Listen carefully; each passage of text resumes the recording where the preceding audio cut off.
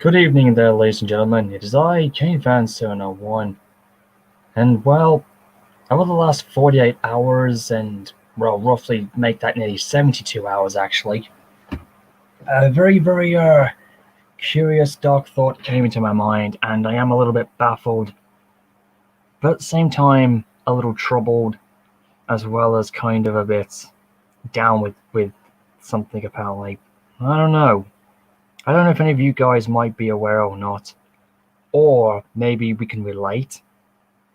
But well, I've always had this curiosity, as the older I've been getting, the much more, I don't know, I wouldn't say immature, or the more wiser I'm trying to be when I just can't show it. And a little bit of confusion, a bit of fear has kicked in lately. I don't know.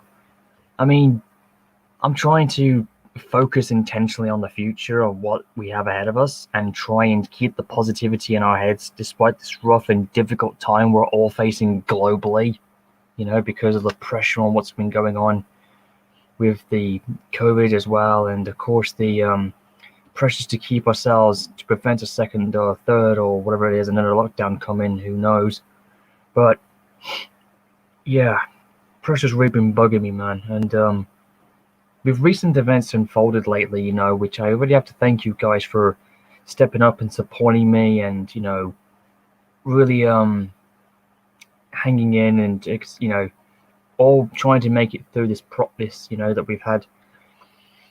But there's the biggest question I think I'd like to talk about, and I was thinking about this, and maybe I'll get some of you guys to tune in a moment, because I got something here that's really bugging me. And even though some of you might have the answer already, or maybe some of you might want to have your opinions, but I'm really troubled with myself a bit again. I mean, it's not wrong to be that way, but I am kind of wondering to myself, and I'm trying to be very honest.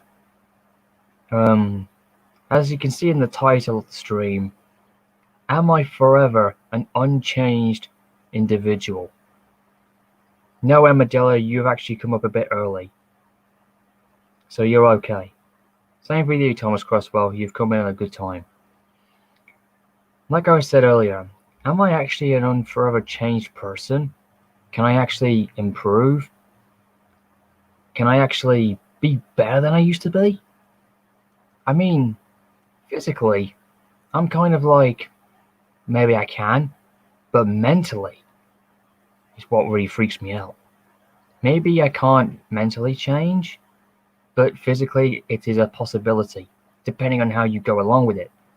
Now, if any of you have had this issue before of ever doubting yourself, have you ever tried to convince yourself to be better and not fear change and try and progress on as you get older in life, and how things can go on from there?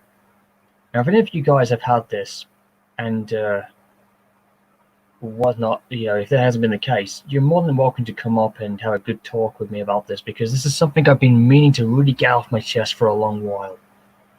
And it really is bugging me to the point where I got a little stressed out. And for the last several hours, like I said, for the last nearly 72 hours, I've really been baffled by this in my mind, and it's really been bugging me.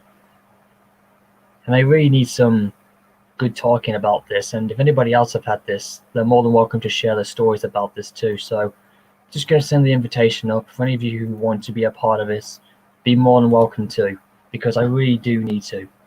Because the more I talk with you guys, the happier and better I feel at the very end. And it does help me it really does a lot of good for me. Because guys like you I can trust, and I know that you guys support me, let alone understand me as a human being.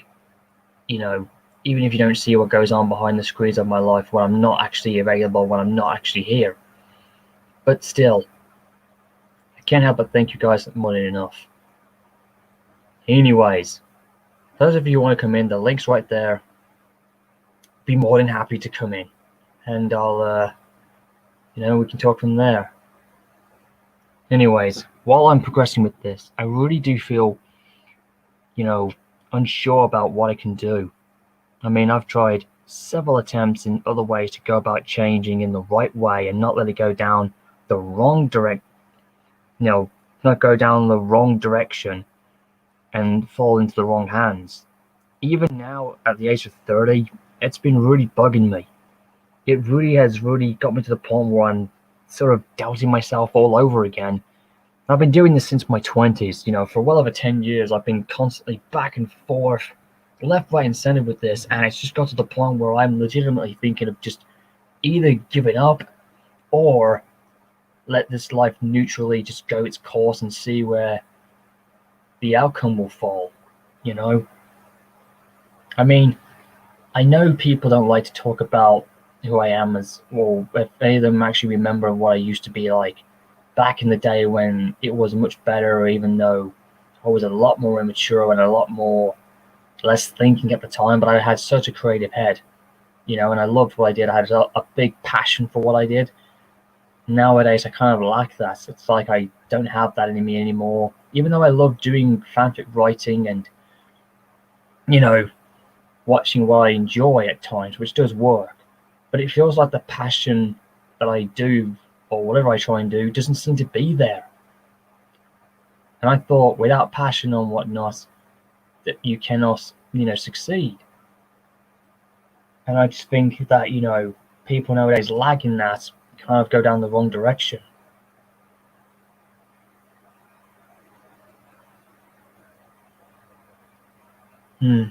I mean, I know I do things that I have regretted back. It just takes me a while to accept, but I've never committed any horrible acts that would land me in such, disarray. But that people continue on saying that, I'm this horrible bad person, who will always do wrong. I mean, we're human after all. We say things that we don't really want to do.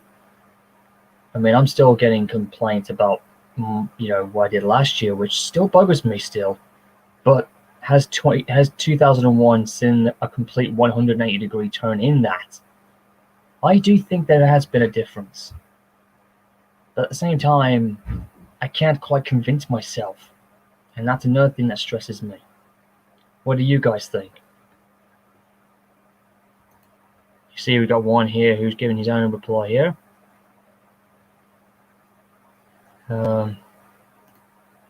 Here's Christopher. Yeah, I know. Things about me was, that should never have been revealed, which was the old dead me, which was long since dead and buried. And yet people to this day still, like 10 to 15 years prior, or even 5 years, or even from last year, still think I'm that same person. Sometimes it's really hard to actually see who I am on the inside, whereas on the outside, you can easily see what I look like.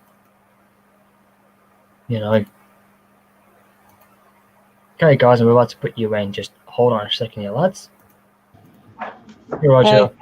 Hey, Skillman. I saw you guys at the bottom, so I thought I'd pop you in at some point. I'm in the middle of a live stream. Oh, I'm sorry. That's all right. That's all right. We all get that.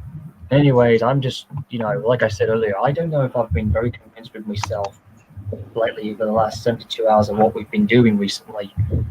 And it kind of makes me wonder when I try and fight those who doubt me and wrong me, it makes me feel like I've gone down about it not the way it should have been. Like, I think Roger knows exactly what I'm getting at. But at the same time, I felt like I did do right. But then there are others that say I did wrong. And then I'm like clashed with this whole thing of like, where the heck do I stand in all this? Did I do something right or wrong? Or, and then I kind of challenge myself. Have I matured better? Have I approached things a lot more easier and more acceptable than I had done? And it buggers me so much. And it's just got to the point where I just legitimately just can't stand much more. And I really need to get it out of my system before it continues to consume more words of me and have an effect on my mindset. So I'm not sure if I am forever unchanged, but as I'm entitled to ask you all, do you think I am or am I not? Hang on. Not just yet, Mom. Like I said,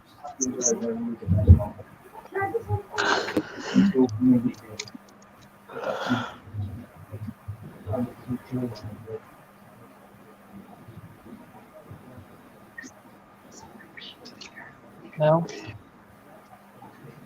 That's not Swan. Hmm? Nothing. My mom's in the car with me asking me a question. Oh. Yeah.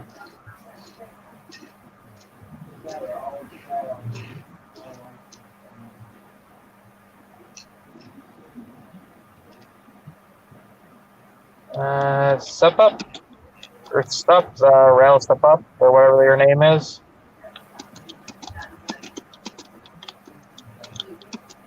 And again, I mean, people can't say Slim Killa, so I guess I really shouldn't be judging anymore.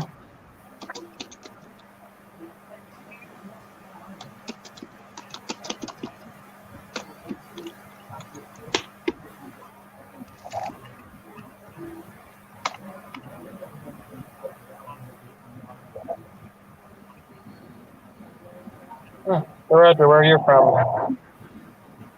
What? I asked, where are you from, Roger?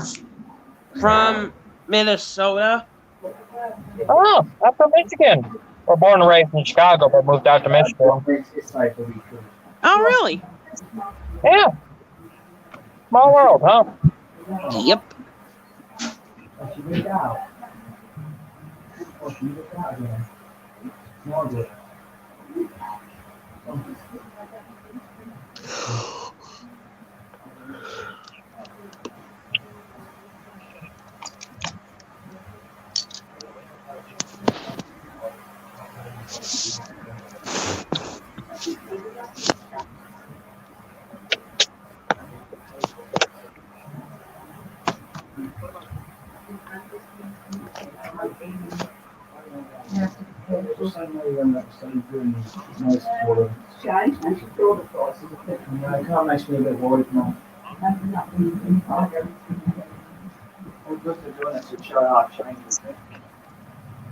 I could. Okay, guys, I'm back. So let's go up there for a second. Okay. Oh, the other sort of fan films has popped in. Nice. Everybody's popping in. That's a good sign. Oh, see. Hey, Thomas Cresswell's down below. Let's see if I can get someone in to join with us. Okay, let's see where we can go. Okay. I'll have to see if someone comes in. Sorry if I'm a bit out of it at times. So I'm just literally all over the place. Golden Kush, I haven't been too well lately. Not in health wise, but yeah. Oh, Train Guy 11, I'm glad to see you, man. I do have to let you know, I have sent you a request on Hangouts. So, Train Guy, you might want to check, mate, because I did send you an invitation. Because I was really looking forward to communicate with you. You know.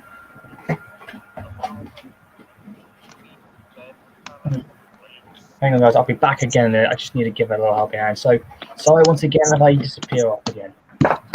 Roger, guys, you guys continue on to chatting as much. I'll get somebody else in to keep the stream active. Yeah. Railway. Okay, so which is your favorite Richard Jordan work? Oh boy. I'm gonna have to say. Oh, what's up, guys? Nothing much. Hey, Glen. What's Hey, up? guys. I'm coping. Hey, Royal Mashup. Hey, What's Thomas up, Cresswell. what's Just up, gotta Glen? get going quickly. You two can keep the stream a bit active. I'll just go and do something quickly. Yeah. Hey, Roger, you alright? Yeah, I'm fine. Yeah. How's your day, And I pose the Glen? question that what is your favorite Richard Jordan work? I was about to say Down the Hill. Down the hill? Fine. Really? That one's pretty dark. Really? This is Richard Jordan we're talking about, so, you know. I mean, the man was behind So Dark Times. Well, my favourite is True. one Thomas and Timothy. That's my favourite. Oh, that's a pretty good one. I'll tell you one near the end that made me cry. I had a tear in my eye last time. Yeah.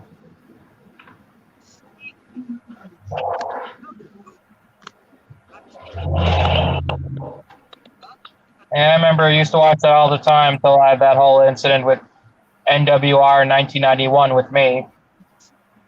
I like NWR 1991. Great videos he does. I know, and so do I. Then we got in a whole argument where he called all his fans idiots. I'm like, I'm okay if you insult me for having a different opinion, but you can't insult your own all your fans. You know? Really? Yeah. Unbelievable. Yeah. If you guys hear me background noises, I apologize. I'm working on my video. Okay. So, Yeah, like I said, other people can like him, but I just can't watch him anymore. I watch his videos all the time. Sometimes when sometimes need something to cheer me up. That's what I do.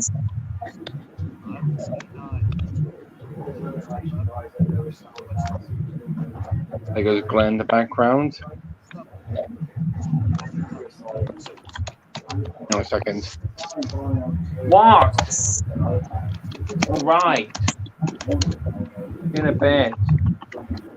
Yeah. Sorry about that. It was Mother again. Daddy, stop it.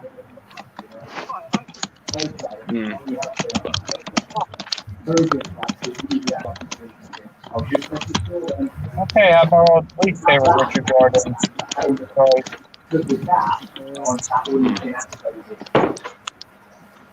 So what have you guys been up to? Nothing much. Last Saturday, I've been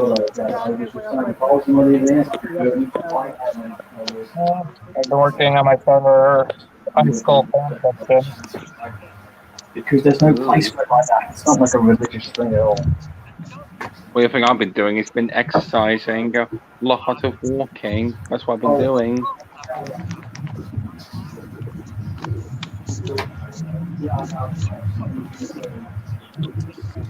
Hold on, I'll be right back. Right. And Richard Jordan stories you didn't like, or something about a story you didn't like. Okay, right, I'm back. Sorry for getting me over talking now. I was just me with my dad. Having one of our silly talks. You're right, Glen. Okay, I'm kind of hanging in there. Hanging in strong. Keep up the spirit. I am, from my country, that is one thing. I put my down, here I am. Yeah. Just keeping my heads up high for the nation. Good to see you again. Oh, I know. And what's his name left the chat? Oh boy. Got C Pine Jr. here at the bottom here. See what he says. Hey CP Jr., welcome on board. Who? C Pine Jr., he's right beside you, Thomas Criswell. Yes, I can see that. He's not responding. Fair enough. I was watching your other stream the other night where you was talking to the guys, basically where you was talking to them about your nickname I gave you. I know, because you're the only one out of everybody who keeps calling me that. I get it, I know.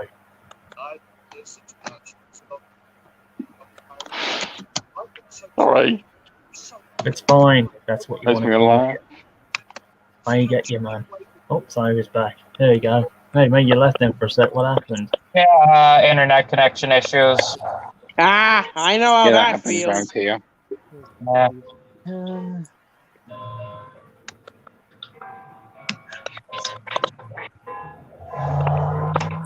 Hang on. Okay, Ireland Studio Fan Films, I just want to make something clear. Thanks for the confusion you got, mate. It's alright. Hey, if you're more than welcome to join in the chat here and talk to us live if you'd like to, rather than just typing behind. If that's fine with you.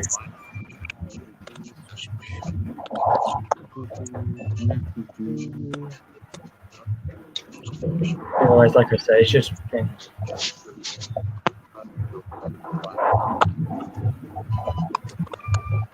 Hey, Oh, I okay. Wow. I know this isn't the time for this, but does anybody know where I can get Frank the Arsdale diesel in trains? Have you tried No, I haven't got a SI3D? clue.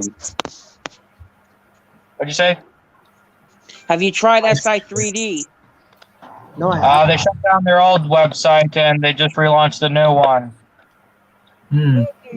Yeah, the new one's still there. It's actually pretty good. Yeah. But But actually, I managed to find someone else who has a archive of old sites, which I managed to find some good sites I've never thought I'd find, and I've actually got some of the routes that were seen in my old films. And funny enough, they worked for my trains. You know, thank you. I've actually used those sites a couple times. No, there's a rare one that had One Gordon's big one Hill. that had like 30 or so sites. I think it's called Trains Archives or something. I don't think it's that one, but there's a similar archive one. I found one with Gordon's Hill, and it was like all forestry and flat, and then it goes into the high peaks. And it was like almost like a combination of Henry's Forest and Gordon's Hill. It was the one that you saw briefly in the beginning of my Clinchfield film. Yeah, I saw that. Yeah, and I found it. I couldn't believe it. It actually worked, and I thought, this is brilliant. I'm so lucky. That's the reason why I like guys who stand neutral with me, and yet they, have these great archives that I can find, and then it's brilliant. It's like you hit the jackpot, and it's like what you wanted your whole life. It was like a very early Christmas present, you could say, and that made me happy. Hmm. Because the actual routes I've got can work, thank God. So, Kingfin, how you been, man? I'm struggling. I'm hanging in there, Rail Mashup. I mean, it's been a couple of funny, a couple of funny 72 hours, but I'm hanging in strong. But it just kind of made me wonder, just what we had to do recently, was very necessary. But it made me kind of question myself, not with curiosity, but with kind of high bad doubts and kind of wondering, if some people continue to do. Most of them being my ex-buddies, always keep questioning, am I never going to change? He says I'm going to, this and that. I'm kind of questioning myself for a time. It's been bugging me. So I really need to get you guys' opinions about all this. And so far, you're doing a good job. It just makes me I wonder. sometimes feel like that as well. I think physically, maybe mentally I perhaps maybe have. But physically, I'm sort of doubting. That's the...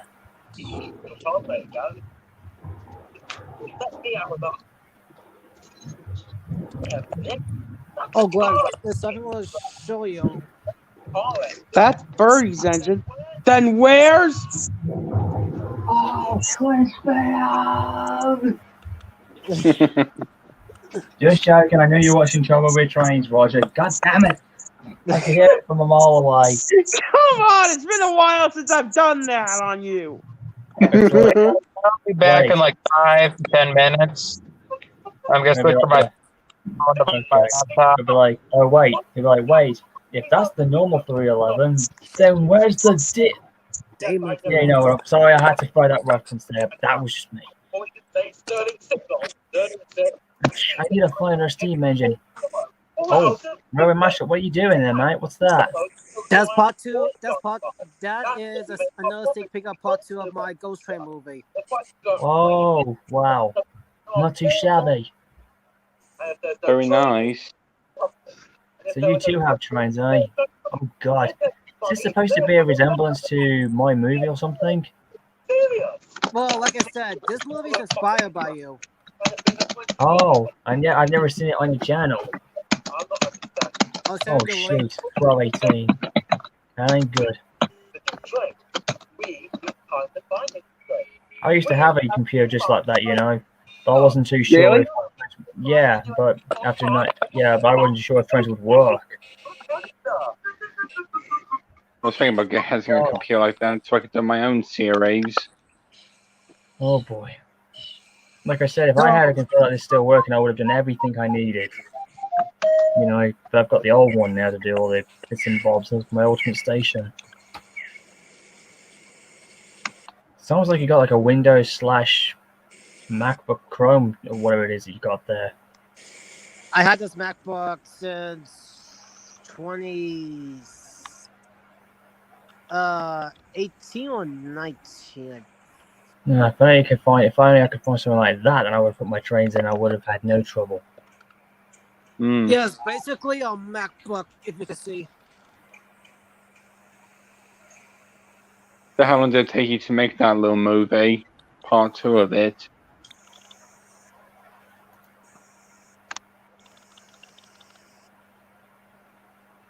I agree. So let me find that Steam engine.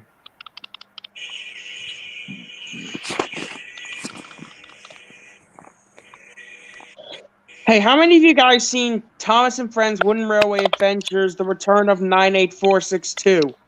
Nope, haven't seen it. I've only seen it once. I haven't seen it. I think I heard that movie before.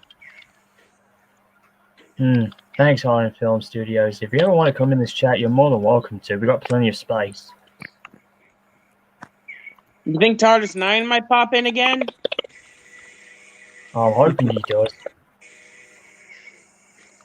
Because if anybody can keep the lid on things, he can. I bet he can.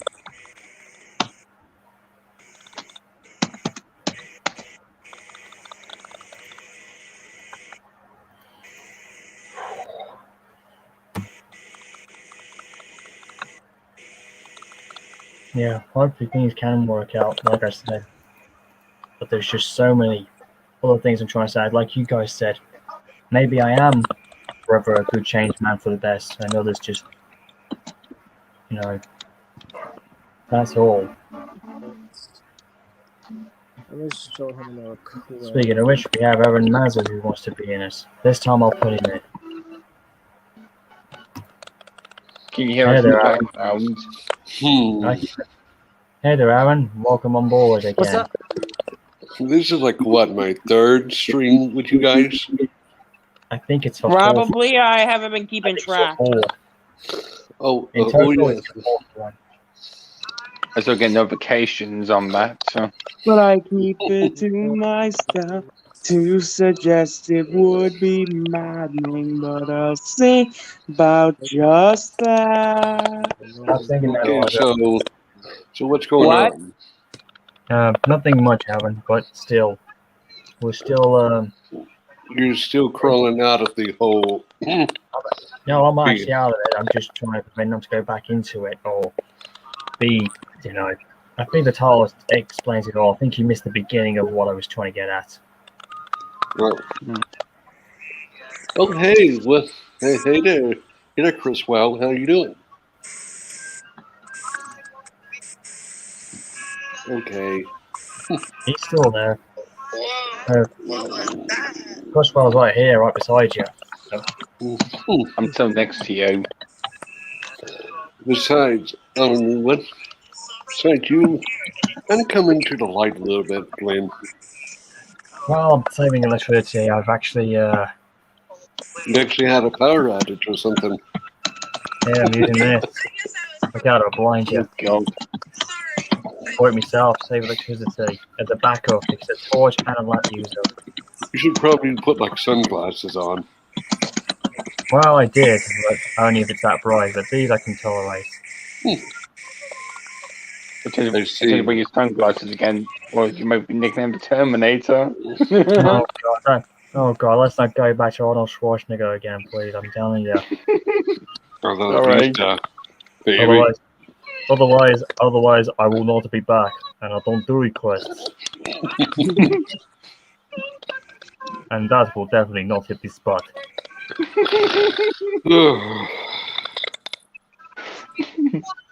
So, I know, can you see that's One Angel last impression. watching his brother while waiting for the night?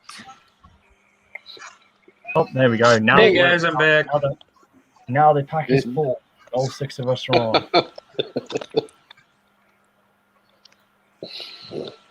You right, Hey, Aaron?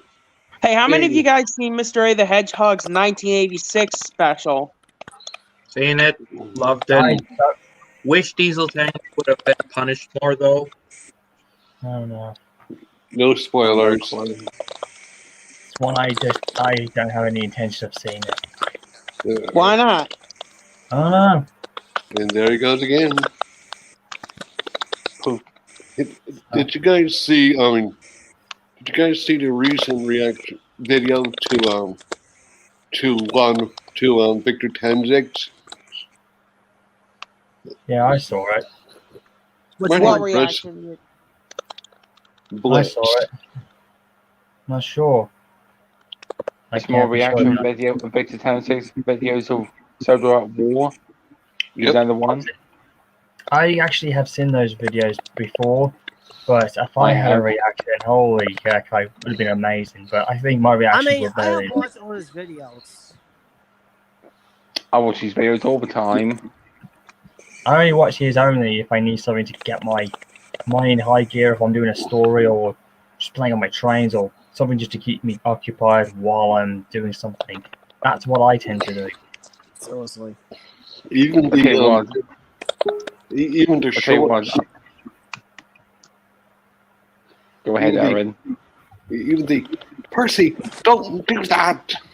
Please, let's not go there. That's something we don't do here, alright? That's just like, I mean, I know his shorts are good, but I tend to avoid them as best I can if I can help it. What, jump scares? No, it's just See? something I think is getting a little overused. Oh, okay. Besides, Oh. out of all the Soldor shorts, which one was your favorite one? Chris, wow. What? Out of all the Soldor shorts, which one was your favorite? My favourite. I think the new one is the New Year's resolution because that made me laugh. Oh dear. I'm going to be honest, that was the best one I've seen in quite a long while, and I'm not going to lie, that made me have high hopes for what the shield was going to be, because I was doing it on the day I was doing my New Year's resolution stream, which was one of the best we did, and I stayed up until 3 o'clock doing it, right? And yeah, I think all of us from 2020 diving into this year were full of like, now that things are changing, we had a great Christmas, and we all had high hopes that this year will play a little differently with the vaccination that was starting to roll out. So I'm thinking that this year has made a big difference for all of us, and I agree, absolutely. We're in a better position, but it's almost like now lately this year is becoming more like a fighting battle, as if people want to continue on what happened last year and present that while we're too busy trying to make 2021 what 2020 should have been. You know, that's kind of the scenario. That's kind of the pan scenario I'm seeing here completely. That's Well, I why like the April Fool's one, where Bill and Ben got stung by bees. Bees! Ow, ow, ow, ow, ow! Like that. Guys! Don't Percy, don't do that! They're going to get my dress Sorry on about that, attack. Okay, I'm back. Mine would Now you're have back. to be. Man, Yeah. honestly, that part, Yeah, mine would was my definitely favorite. have to be.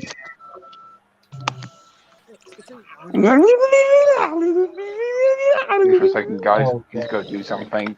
Well, solo Sith members won't like that. Look how I'm blind here. It would be the I think Roger's having a heart attack. you know, the one No. with Henry in the Rain. Oh god. I know, that was hilarious. I know. Yeah. I'm going to admit, though, every single thing that Victor Tanzik's done, I like it for what it is. It's completely changed. I just, as I said before, I know he doesn't do these sort of things, but if he were to, just imagine how amazing it would boost up his channel even more. Rest in peace, Captain Zorro, Captain Star. Rest in peace. I know. I was shocked when he had to kill some of them off, though, but I know what he was trying to do. I set up for when the Fat Controller took over and whatnot, and I do believe it made sense in story-wise. Like, now we all know how topping out from the television series got his role in the TVS style in the first place.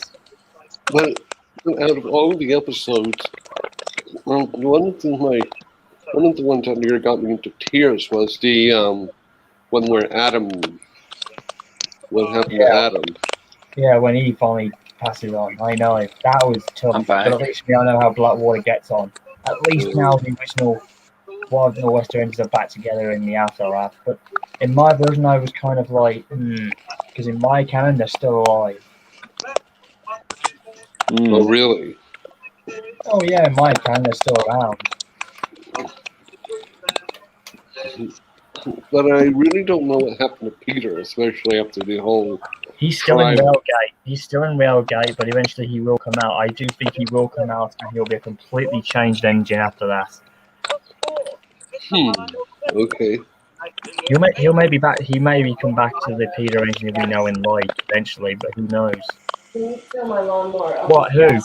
Wait. Oh, wait. Wait. I just saw all forums. You mean Peter was involved? Oh yeah, Peter did make a short cameo in the movie. Yeah, he made a short cameo in one of the montages I did. Yeah, so Peter also did commit a war crime as well. Remember Adam Puster had to coach for the POWs into the sea? Here's the thing though, I know people can hate me with this, but to me, I don't blame Adam or Peter for what they did. To be honest, I felt, in my opinion, they did exactly what I would have done. Yeah. As Adam said, he's like, the right thing or whatever. You know what happens, you know. And eventually we all find out those guys were bad guys that they ended up drowning. So you could say Adam got off scot-free. My thing is, I would have done it what happened when U.S. soldiers captured the guards to the camps, is they threw them to the Jews. I think they should have done that. Had them, maybe take them back to the prison for the Jews. That is a lot less. Tell me about it.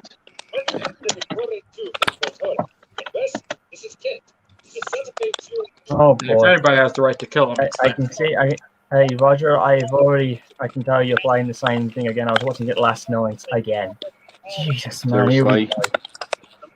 More Sam 1 stuff. Since someone's watching something, I'm just watching Thomas and the Magic Railroad. That's brings back a lot of memories for me when I was younger. I enjoyed it. I still watch it to this day. It still brings back a lot of childhood memories. Yeah, so do I. How about the 20th anniversary edition? I have yet to buy it. I'm still looking for that. I'm still wanting to buy it, but I need to get a Blu-ray thing to play it on. But I was only 3 years old when that came out. I love Thomas the Magic Railroad for what it still is. Regardless, my thoughts of it have never changed. It's still what it was, okay?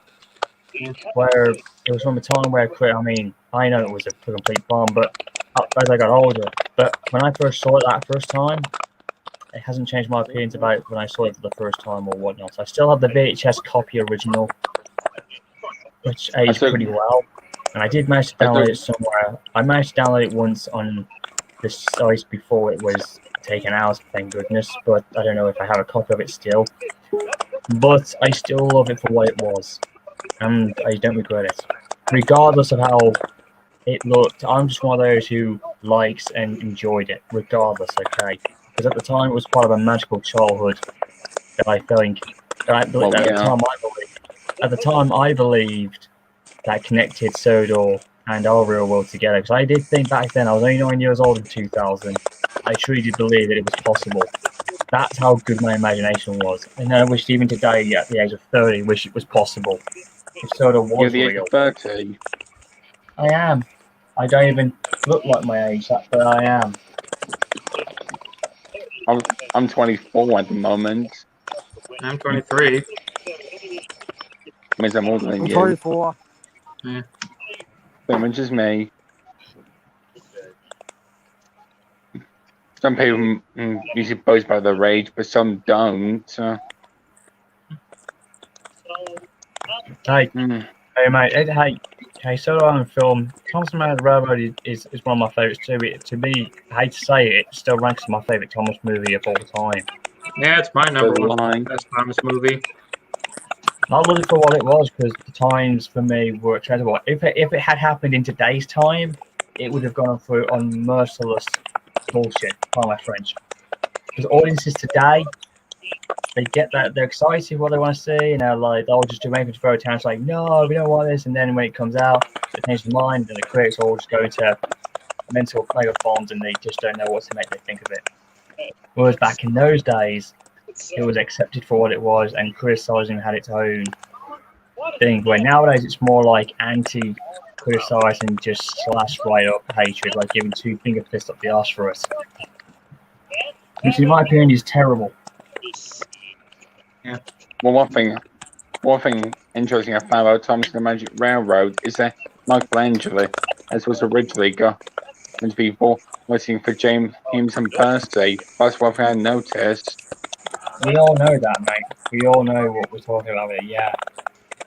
I know. Well, I didn't know back then. No, I was hoping they would have, like, I don't know, if it had been redone before most of them had passed, I was hoping you would have had Ringo Starr, George Carlin, and you could have maybe, I don't know, and Michelangelo's all three of the original three together doing what they had done, and I thought that would have been lovely, because then you would have had the original traditional, the Raiders of the original series. Yeah, I would love to see the three Mr. Conductors together: Ringo Starr, George Carlin, and Alec Baldwin. Hey, if they ever brought Shine back, that'd be amazing. You know, redo it all over, do it all over again, but just modernize it and do a slight little remix, and then and bring Steamer back this time. That was my one criticism for the movie. Yeah, play the actual, theme from the Magic Railroad film instead of the original. Yeah. You know, to kind of get that realistic feel, but instead of actually having UP-844 as the Rainbow Sun, why don't they just film on Strasbourg and have Thomas the Strasbourg locomotive for the introductions for us, and have it actually filmed at Strasbourg rather than just at the old Indiana? Well, I mean, actually, no, wait. Use the Strasbourg Railroad for the intros and endings, and then you have then you go back to the place where the old Shine time was still, but just have some changes to it and make it more like a place where Thomas can actually be viewable and watchable, and actually, make it like he exists in reality in a strange way. Well, he does in Strasbourg. That's what I mean. When you see him talking, they can do the clever shots of filming on Strasbourg. You mean like talking first letter? They have a talking Thomas. I say that's pretty amazing. And Percy as well, for that matter. They can do, and Rusty too. And Mavis. If they could ever do something like that, could you imagine how amazing if Henry and Gordon and James were ever built? Yeah. Just think how cool that would be. Now, just think about that. I mean, it's insane that 6'11's already coming up. He's already now back on Strasbourg. Maybe she could fill in the role as playing for Gordon, since he does look like a streamlined version of him. I really can't imagine Jessica being like that. No, Edward was going to be in it, but I have no idea who this guy is. R262B Bio. I've known of him. I don't know who he is. He's kind of just walking around. What do you mean? I haven't heard of him either, so. Oh, hang on a second. He's showing Thomas merchandising. Seriously? Yes, Dre Manor was on fire. Yes, we all remember that. Been lost. That was months back. That wasn't during this year. That was during last year, I think. Okay.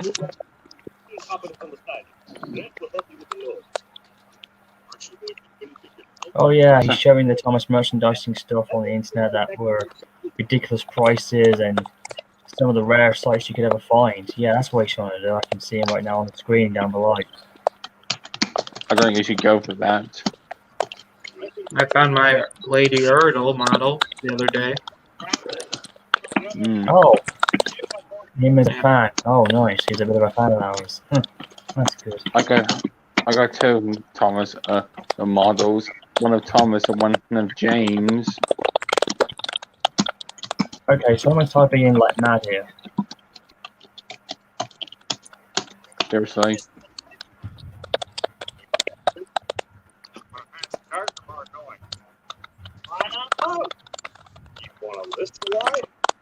Oh god, that's someone. Yeah, that sound is getting annoying. What? And so do I. Well, okay. This might be a bit much.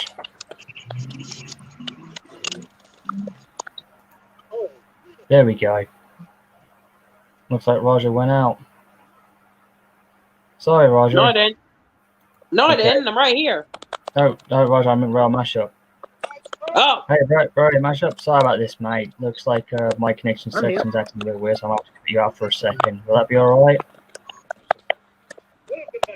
Somebody else wants to pop in with No us. worries, I no think. worries. It's alright. Anyway, I think I better be off. I gotta charge my phone in a minute. Well, I think you might want to go quickly then Thomas Creswell. Then get quickly. Just don't waste any time. Alright then. I'll speak to you soon, guys. Take care, Thomas. You too, Glenn. Bye, Tommy. yeah. And he's gone. Oh, shite. As I always say. Good lord. Yeah, I'm doing a really good remix on Sound 1 2 with a nice rebudging of it.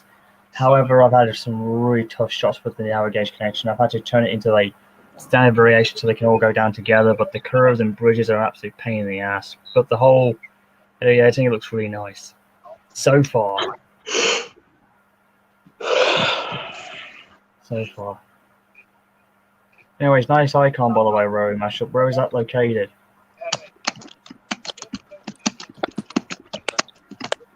I guess he couldn't hear me. Well, but job wise. Oh, your signal's kind of low, mate. Yeah. Oh, hey there, Jacob. Jacob Miller's back. And again, I can't tell who he's the real one or not this time.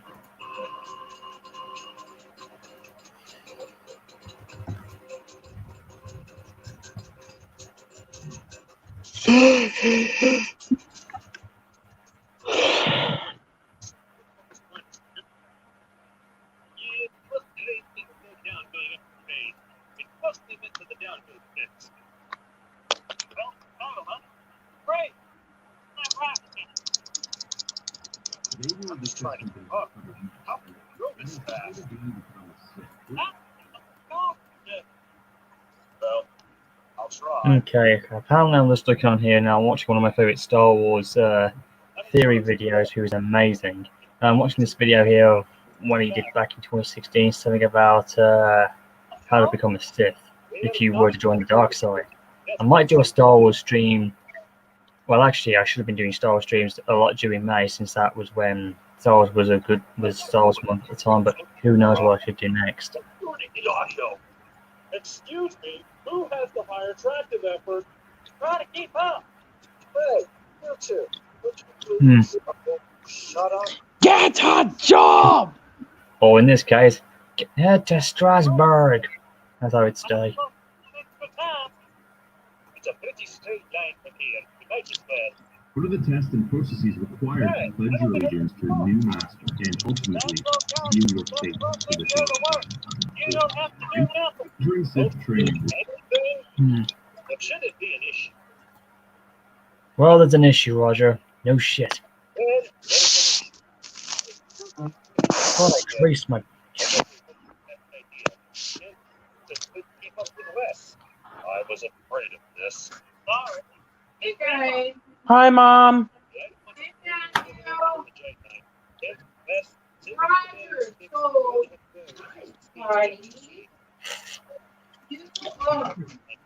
So anyways, guys, I might want to keep this up going for a bit longer. But like I said, I really am being serious with... Social security card. Look, Richard for life. Hang on. No. That isn't the case, dude. No. That ain't the case. It's to do with people who just, won't accept the fact that I am changing. But the fact is that it's like, I'm forced to stay to be as I was before and not change to a good man again. that's the thing I'm still conflicted with. You know, that's the thing that I've had for a couple of years now, and it's only just getting worse in some perspectives. But I just wished that could just all be dropped, and I wouldn't have to be doing what like I had to do for the last few days. You know, like literally stand on my own 2 feet and just, you know, show that, you know, I'm not forever the same bloke as I was beforehand. You know, regardless of what I used to be. You know, I'm not that same guy. I'd probably do it better if it was just me. Easy to take easy up some. Not going to show off on some ridiculous spectacle. He sounds loud. I'm sure that's plenty. I can hear you. It's alright, Reggie, man. It's alright. I'm just saying. It's just that there's some people who just will not shut up, and they continue to mention me as we did earlier on, and it's just that they just need to let go of it like I have, and I just think it's frustrating, and that's the reason why, you know, when I mean like I've had enough, I've had enough. And then I have to constantly go over the whole thing with, am I changeable? Am I ever unchangeable? And it's like the two sides are clashing. Well, I believe you're changeable. I know, but it's like the look on my face and the expressions I pull or how I communicate and whatnot. It's not like I'm turning it like a dime like that. I'm just giving it time a bit more, but regardless, there are some who just become scared chicken shit of me. You know, in fear of who I was, you know, and I'm still getting the abusement shit that I've had to deal with. I mean, you and me, Roger, just found out again. And and we don't know what to say. I'm just like, I'm just giving up. Like, I'm giving up on the fact that people don't want to move on and accept me as a changeable person and try and reclaim some of that trusting issue I have. Then whose downfall will that be? Definitely going to be mine. I think they suck. Again? I am so riding an ankle. Let's go. Thanks, Joe, man. I never was, I know. I mean, you brought some good points, Island of Soto fan films. Like you said in the comments, you did a very good job of cleaning us up, even though I do want to apologise if I got the wrong end of the deal with you, mate.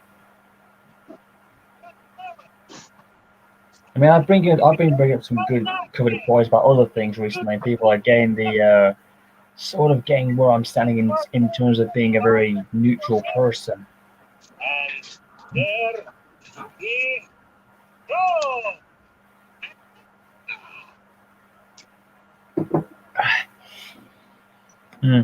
Yes, Jacob, I get that, but still, I haven't checked up what I've been doing because it looks like we may have caught him, like, well, in terms of like putting the brakes on, but still. I mean, most of the things people do nowadays to try and get at me or to get under my skin is very time wasting, and it does annoy me. I'll admit, I'm always questioning myself, why? Well, I guess Just you why? can't handle the train alone. And of course, it really does irritate me. And yet, they don't know and some don't realise the actions they can have will have consequences, and I'm just kind of in this state of like they throw what they want, but they'll only end up in bad situations, and they'll try and put things on me about it. I mean, Samiko, I know you've kind of not heard too much, but like I said, it's one of those BS stuff I've had to deal with for almost 6 years now. You know, regardless, you know, I explained to it last time when we were all in here together, you know. So there is some shame and guilt and regrets I have. But it's just that if I do that on it too much and dwell on it too much as much, it really just diminishes me so badly, and it breaks me. You know what I'm saying? And people then tend to weaponize that and use that as an advantage to further crack my reputation even worse. And I'm just trying to rebuild it with a new one now. But yeah, and people even think I'm a scary individual. I mean, how can I be that scary? I mean, it's not my fault I've got dented teeth and have to look a bit wide-eyed at times because of my eye sensitivity and, you know, the near blindness I might be having. But still. Too much money and a toy box barely sheds. I say no one, and I repeat, no one should film you. Shush. How stupid you have to be to get rid of your 3 largest engines. Huh, a YouTube guy named For Disney. I like this symbol and I like the name. Outside the NWO thing, it'd be like NWO for Life. That's a pretty cool name. Nice. I know, the NWO thing. NWO for Life. So it's time for me to get some replacements. Okay, NG5. Oh yeah, he and I have reconciled. Much more than I expected. Your precious mountains will be back. You friends of any mountain. Now, as for your personal grievances, Okay. I mean, he may agree. plain more. You guys are. Oh, wow. I think you guys need to get your heads together, mate, and try and listen up to him. If he believes, if NG5 has believed I've changed, then maybe you guys might want to take small steps in seeing that yourself. How did we both fail on the same trip? Look at this, guys. Check this out. This is what I've just been reading. Lied. Well, it was acting up. I just claimed I needed funds to deal with. A good idea. You shouldn't refuse.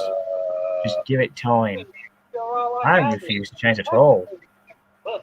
Oh, The other way I'm around. so sorry for Disney. I don't know how that could have happened.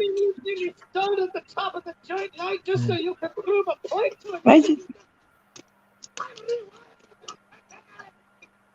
I knew that was coming there, Roger. That's why I didn't want it up there. I know, you always react that way, man. Hey, Callum pops in. Nice. I mean, listen, man. Look, if people with that's the thing I was saying. If people refuse, that's their loss. I mean, if NJ5 believes I have, then others should try and give it a shot. Give it progression. I don't continue to do any horrible acts. Well, at least there's not as yet, anyway, because I don't want to go that way. I'm only being forced to go down that direction. Hey, Yeah, Callum. Mom? Hello, Callum. Welcome on board. Cheers. Where have you been all this time, mate? You know, I've been trying to contact you a couple of times. Have you? Where? Well, here, to be honest. Ah, I see. Yeah. Had a little spat with someone, so to say, just recently. Yeah, well, like I said, I mean, you can see in the video right now, like you say, I remember the last time we spoke, it was a very good reunion. Yeah, it was a really good reunion, and you kind of said, like, I laid off the shit I was doing. Yep. Yeah. Let's just say I'm continuing that right now still. If you watch my previous ones in the past, you will see I'm doing quite well, standing on my own 2 feet. I showed, you know, what was going on, like some really, you know, I wouldn't say no bad blood, but I was just trying to show what was going on, like nothing up in there, and things have kind of turned a little bit around, if you may not have noticed, Callum. Yeah. You know, for some people are getting the idea of where I'm coming from now and where do I stand in all of this, you know. Yeah. And How impulsive are you? I'm not that impulsive. Come on, Roger. But anyways, Callum, like I said, and there are just some, you know, who just won't let things go, if you know what I'm saying, Callum. Yeah. People just won't let go of all the shit I did last year or even 5 years. And it just got to the point where I'm just like, you know, I'm conflicted. I still question myself. Am I changeable? Am I unchangeable, as a certain individual said as an insult? Yeah. And some are refusing to. It just kind of baffles me. It's just, you know, and I'm just wondering, where do you stand in all this, Callum? I mean, what scenario would you pick if you were in my position? I mean, what I would do personally is just ignore it. I mean, they're just making themselves look like the fucking fools here. They are just continuing the shit. Yeah. I mean, you don't like the person, fine by me, but it's like, you don't... Okay, I crossed the line. I'll stop it. I'll stop it. Hey, Roger, you didn't cross the line. I know. It's just a scene you love. I'm just going to listen to what Roger said. Watch the cat. I asked you to. As I was saying, it's like, I just laugh at people who just want to continue the shit, because it's like, you're just making yourself look like the fucking idiots here. I'm not doing shit to you, so you can go fuck off and do whatever you want. I'm not dealing with this shit. I mean, look at my fight with NWR in 1991. You know, if the moment he says sorry, I will forgive him in a heartbeat. Yeah, it's just like what yeah, sorry, Callum. It's just what you just said there. You just kind of got me laughing there for a second. Sorry. It's fine. It's just your sense of humor somehow. It just sounds hilarious and offensive in my opinion. That's what I Another like. thing That's I what I've will always say, liked though, about you. it's like, for me personally, I mean, if you do something to me, it's like, I might forgive you some point later, but it really depends what you did to me. I know.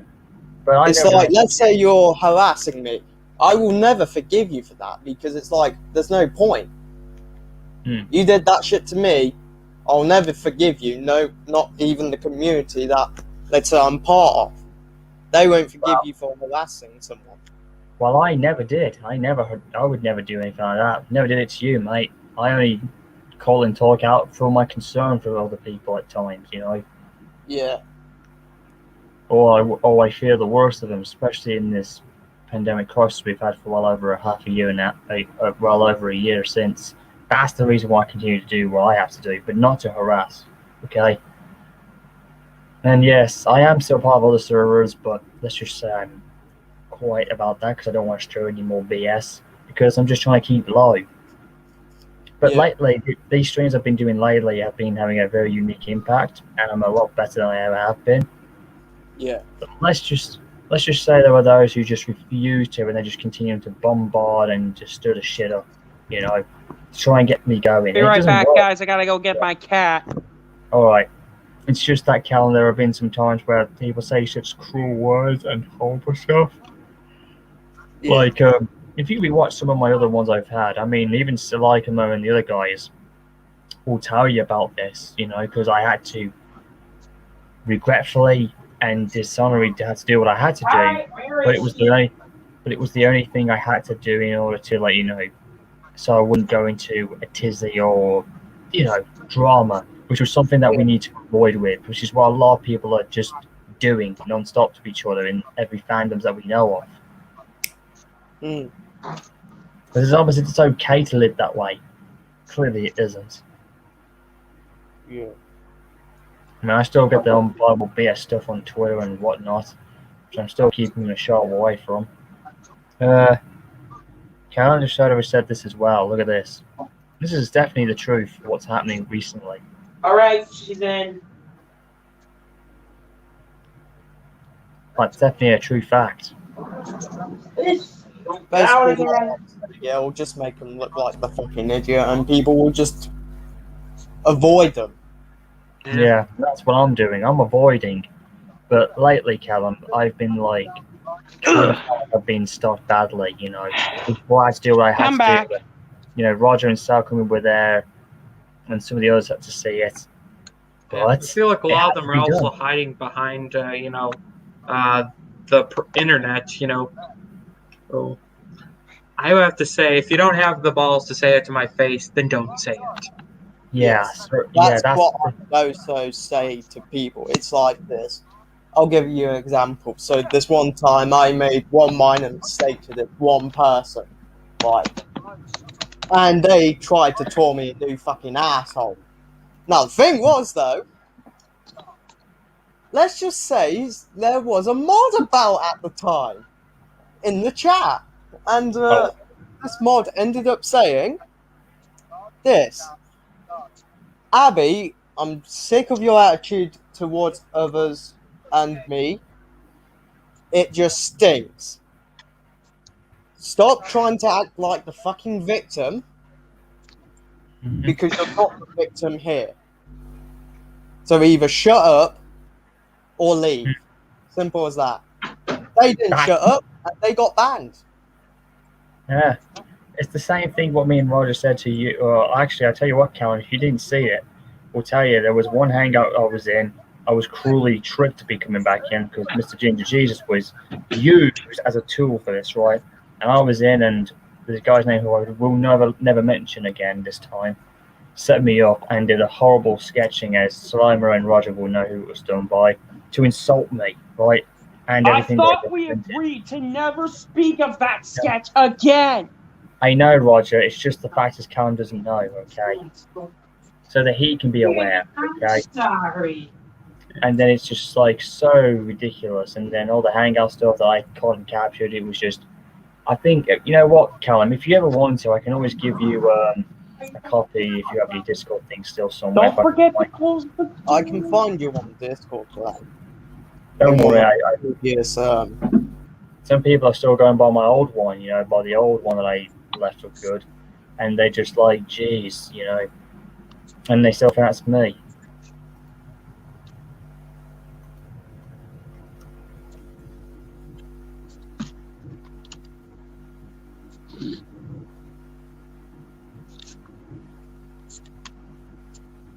Thank you, Bear. Friend request failed. Oh, hang on a second. It was the wrong one. Hang on. Hold on a second. Let me just try. Let me just see if I can find you again because I have an old one now. Where are you, Callum? Okay. Oh, there you are. There you are, Callum. I can actually, thankfully, because we're back on the same side now, mate. I can actually. I'm actually just going to do this quick for you, mate. There we go. I got you, mate. You change. I can tell you and I have changed well. There we go. Welcome back, mate. At least at least we've put our past behind us and we've actually have gone a lot better than we ever have done. So at least, at least the wounds healed up between us all and all the bloodshed and that. Well, I wouldn't say we hated it. It's just the fact is that we needed time away and. It's more the fact of things happened and. Yeah. I mean, we won't go there, but we'll just say things happened. I mean, it wasn't a good time for me either because I was dealing with a load of shit at the time, and honestly, I was just fed up with everything. So I'm like, I'm going on a blocking spree and such because it's like the amount of shit that was piling up. It was getting to the size of, let's say, a 200-ton dump truck. Yeah, the whole world just saw you without pants on. Oh yeah, I think that's what he had to put it bluntly. Oh, and we can see all the messages. Yeah, sorry, he does have shorts on. What? What, Callum? I weren't even paying a fucking attention. Yeah. So, well, in any cases, I've had a good look, and all the messages are still there. Especially, I was going to have you as 722 with my old CSW roster, which I'm still working on, by the way. I've done more stuff since you've last seen it, but I'm having issues with other things right now, which I've kind of put on hold again. But I've actually managed to get some more engines that might fit the bill. Yeah. Yeah, hang on. Oh yeah, there was this one video I did that, you know, because of the whole VS stuff that was going on. I mean, there's some good streams I did. There's this one video I've got here that I advise you to watch, but I did. And if you watch the chat button, and if you take a look in the chat, you will see one individual who tried to screw it all up. I'm just going to send you the link in the chat here for you. Is that all right? Bye, me. There you go. This was my congrats video to Tangent.9, and I advise you to check him out. He's a wonderful person.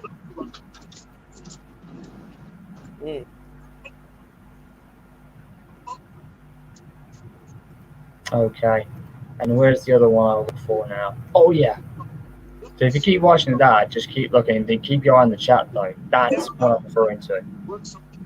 Yeah. I'll watch in a few minutes. I will. I'm going to send you another link one as well, which I did. Oh, one.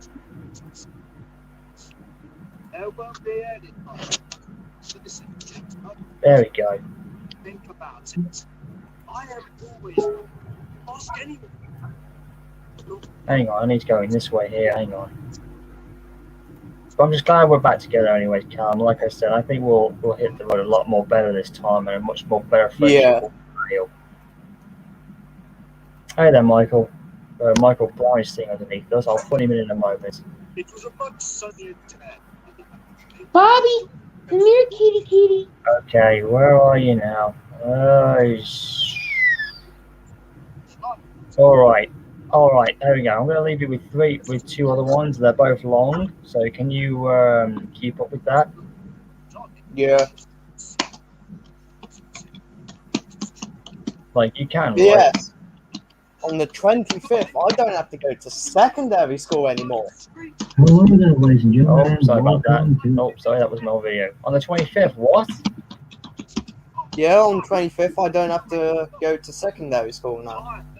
I see. I already graduated college, so Alright then. Sounds good. Now all to do is wait for the $20,000 in student debt. Okay then. Alright. $20,000 of student debt. I don't know how it works over in the UK, but here we have to pay a ton of money for college. We get it for free. You assholes. I can't I don't even remember having that in my case. I'm not even in college yet. Free educations, motherfuckers! Wow. Re-education, jabroni, as The Rock would say. Get a re-education, jabroni, as The Rock would say. Get your Plus, we've got education, fucking health motherfucker. service, which is also free. The taxpayers pay for it. You can get Well, that. Michael Brown, happy birthday.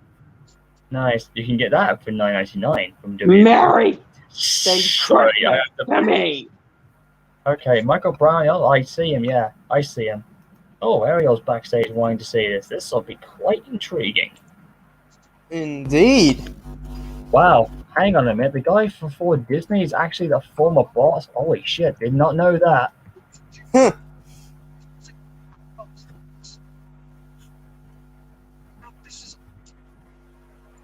Didn't see that coming. Okay, hold on.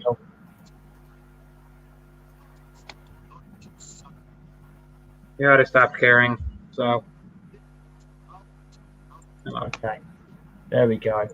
Hey there, Michael Brown. Welcome on board. Hey guys, what's going on? Nothing much. Unless You you got 20,000 I can borrow. I had. That's a really cool logo you got for your thing, Callum. Is that an A4 or a C1? Senior Class 8F number 48215, which is in the song 8 Freight Blues. It just reminds me of an A4.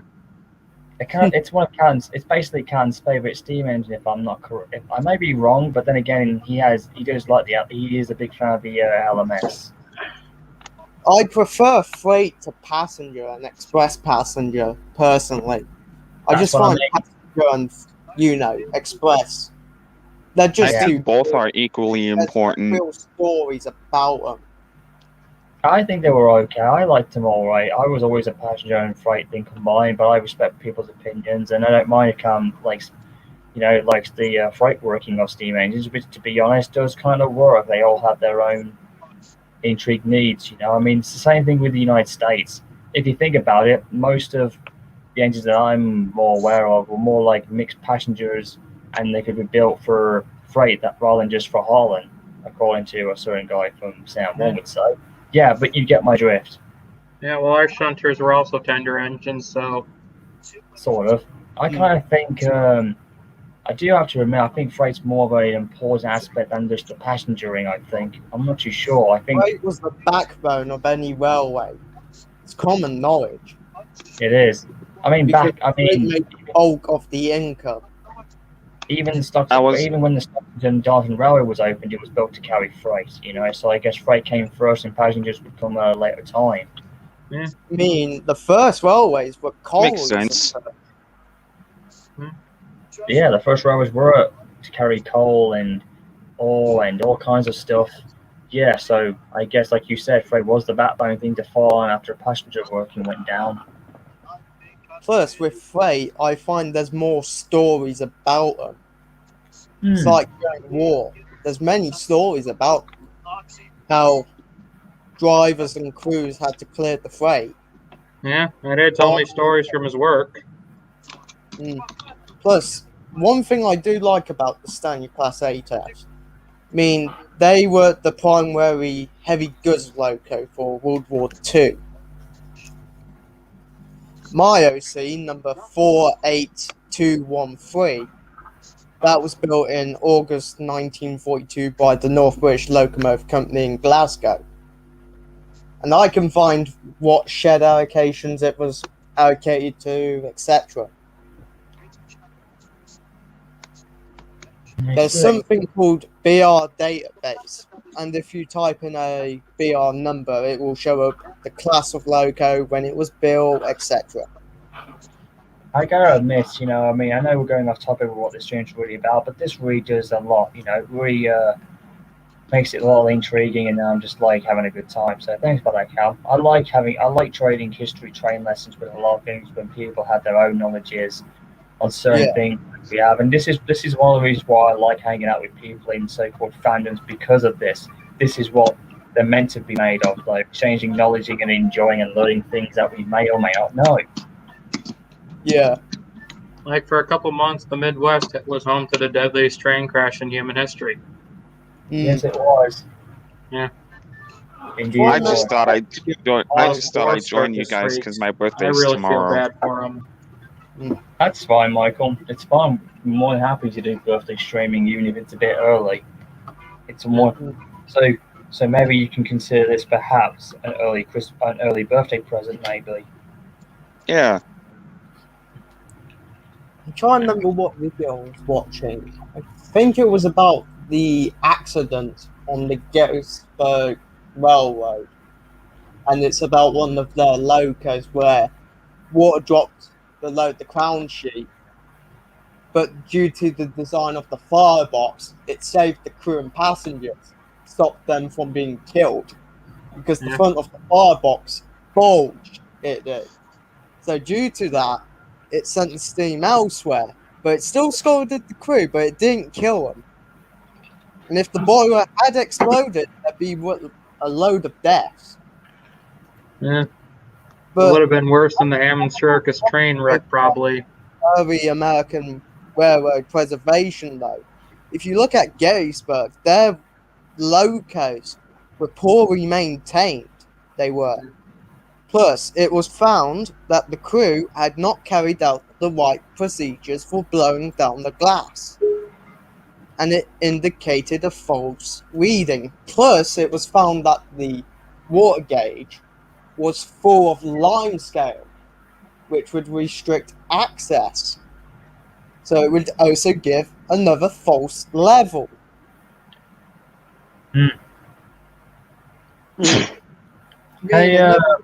Why I like British locos and such. Hello, In my Yamato. opinion, I think they're more safer.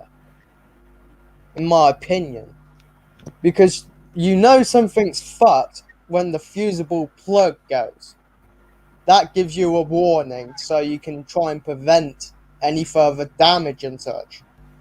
Hang on. Hey, Callum, sorry if I need to jump in for a second. We've got Ariel here who wants to actually join in with us here. This will be quite a rare occurrence. There she comes. Come on, Ariel. Oh, for play action. She just blushed out again. Hey, Calum, have you heard of the Hammond Circus train wreck? Cinders and ashes. Come on, I Ariel. think I've heard a little bit about it, but not much. Okay, hang on. I think I swear, the railroad just forced that driver to work. He There should she is. not have been working. Yeah, I know. Hang on, here she comes. I found her.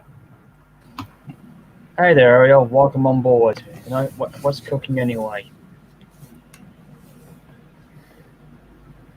Hey, hello. Hello. I think she's AFK. Well, she's not unmuted. Hello? There you are. There she is. Wait, am I showing on the broadcast? You actually are. Yes, you are. We can hear you live and clearly. It's all right. Yeah. Yes. Wait. You can hear me, right? Yeah. Loud and clear. Yeah, we can hear you because we're talking to you. Oh, and CJ Jones just pops in right behind us. Oh God, he's probably going to tear me a new asshole. Hello, CJ. I don't think so, Callum. I don't think so. Mate. No, I talked about that little spat I had. Yes, yeah, that I was know. in his server. Jeez, man. Jeez. I'm sure old ruins have died. I'm sure old fireboxes have died hard from that. Oh, and there's Ariel. It literally only happened about half an hour ago. There she something goes. like that. Hang on. Casey Jones. A living legend. Yeah, the For real his horrible death. Yeah. Except his character gave birth afterwards to perhaps the greatest, one of the greatest besides Thomas. He gave birth to Casey Jr. the steam train in Dumbo. Maybe that was by fate, I guess. No, he was a well-known figure before he died. Oh, of course he was. I'm not sure he wasn't much of a bad guy, was he? Was he kind of likable, from what I can tell? He was beloved. He was actually one of the few people in his time that worked on the railroads who actually wasn't horribly racist. And I mean, this is the turn of the century we're talking about. Just out of curiosity, and I say that quite a lot, if Casey Jr. was alive today in our time, what would he make of American railroading, especially during, even though later on the last century, when steam reigned supreme, we had some of the best we've ever had, both UK, British, Australian, God knows what. I can only imagine what he would think then and now, during that time period, if he had been around. In my personal opinion, I think he would find it strange, seeing it's like he worked on steam, and there were no diesels at that point, and then he comes to our time and sees that these smokeless engines going about that are horribly noisy and smell awful. Yes, What? I think he would find it diesel engines? Yeah, I'm referring to what would he been around in the time when steam was king? I was referring to as well, during its heyday before and then prior to when the transition occurred. In that scenario, I would say he'd be surprised at how powerful the locos had gotten to that point. Yeah. I mean, if you think about it, big boy, that's what, 6,000 and something horsepower? Yeah, 120 miles per hour. Yeah. Kind of lagged out there. Fastest steam engine ever built. Yeah. Yeah, I think you'd be impressed. I think you have I don't know, and then later in the year, that one particular engine, my favorite Australian one, 3801, who came back after a 10 long year. Oh, the C38. Yeah, the C38 Streamliner classes, and that locomotive was also famous for doing one thing that very few have ever done, and that was by traveling across the continent from one side of Australia and back and return. Which I can only imagine. Now I'm just thinking, if any engine can do that, I would have been amazed if anyone could try that. I mean, I couldn't imagine we Brits have done it before by going up from London to Edinburgh and back. But I'm referring to why one actually started at the very bottom, down south, and go all the way up to the top of England, and then go back again. That's something that's going across going across the little British continent in a strange way. And what if I don't know? What if if America could give it a shot, that would be pretty cool. But then again, the transcontinental railroad, or what's remaining of it, could be prove it to go from one side to the other, because that's what united the US is one big thing. Yeah. And I can imagine what Casey Jones would have thought back then if he had been around seeing that thing too. I mean, I'm just kind of thinking. I know what he'd be doing now. He'd probably be driving Union Pacific 844. You know what I've seen and not seen? Yeah. What? I've seen an LMS B12, but not an LMS A4. Did you say LMS B12 and LMS A4? Yeah. I'm going to have to correct you there, because the LMS never had those. Oh. That was the London Northeastern Railway, or for short, LNER. Yeah. The LMS had the Coronations, Royal Scots, Black Fives, and so forth. Mm-hmm. Like half the engines of Sodor are from the LMS. Yeah. I mean, well, if you think Or about at it, least I mean, classic series wise. Buddy wants to come in. I know.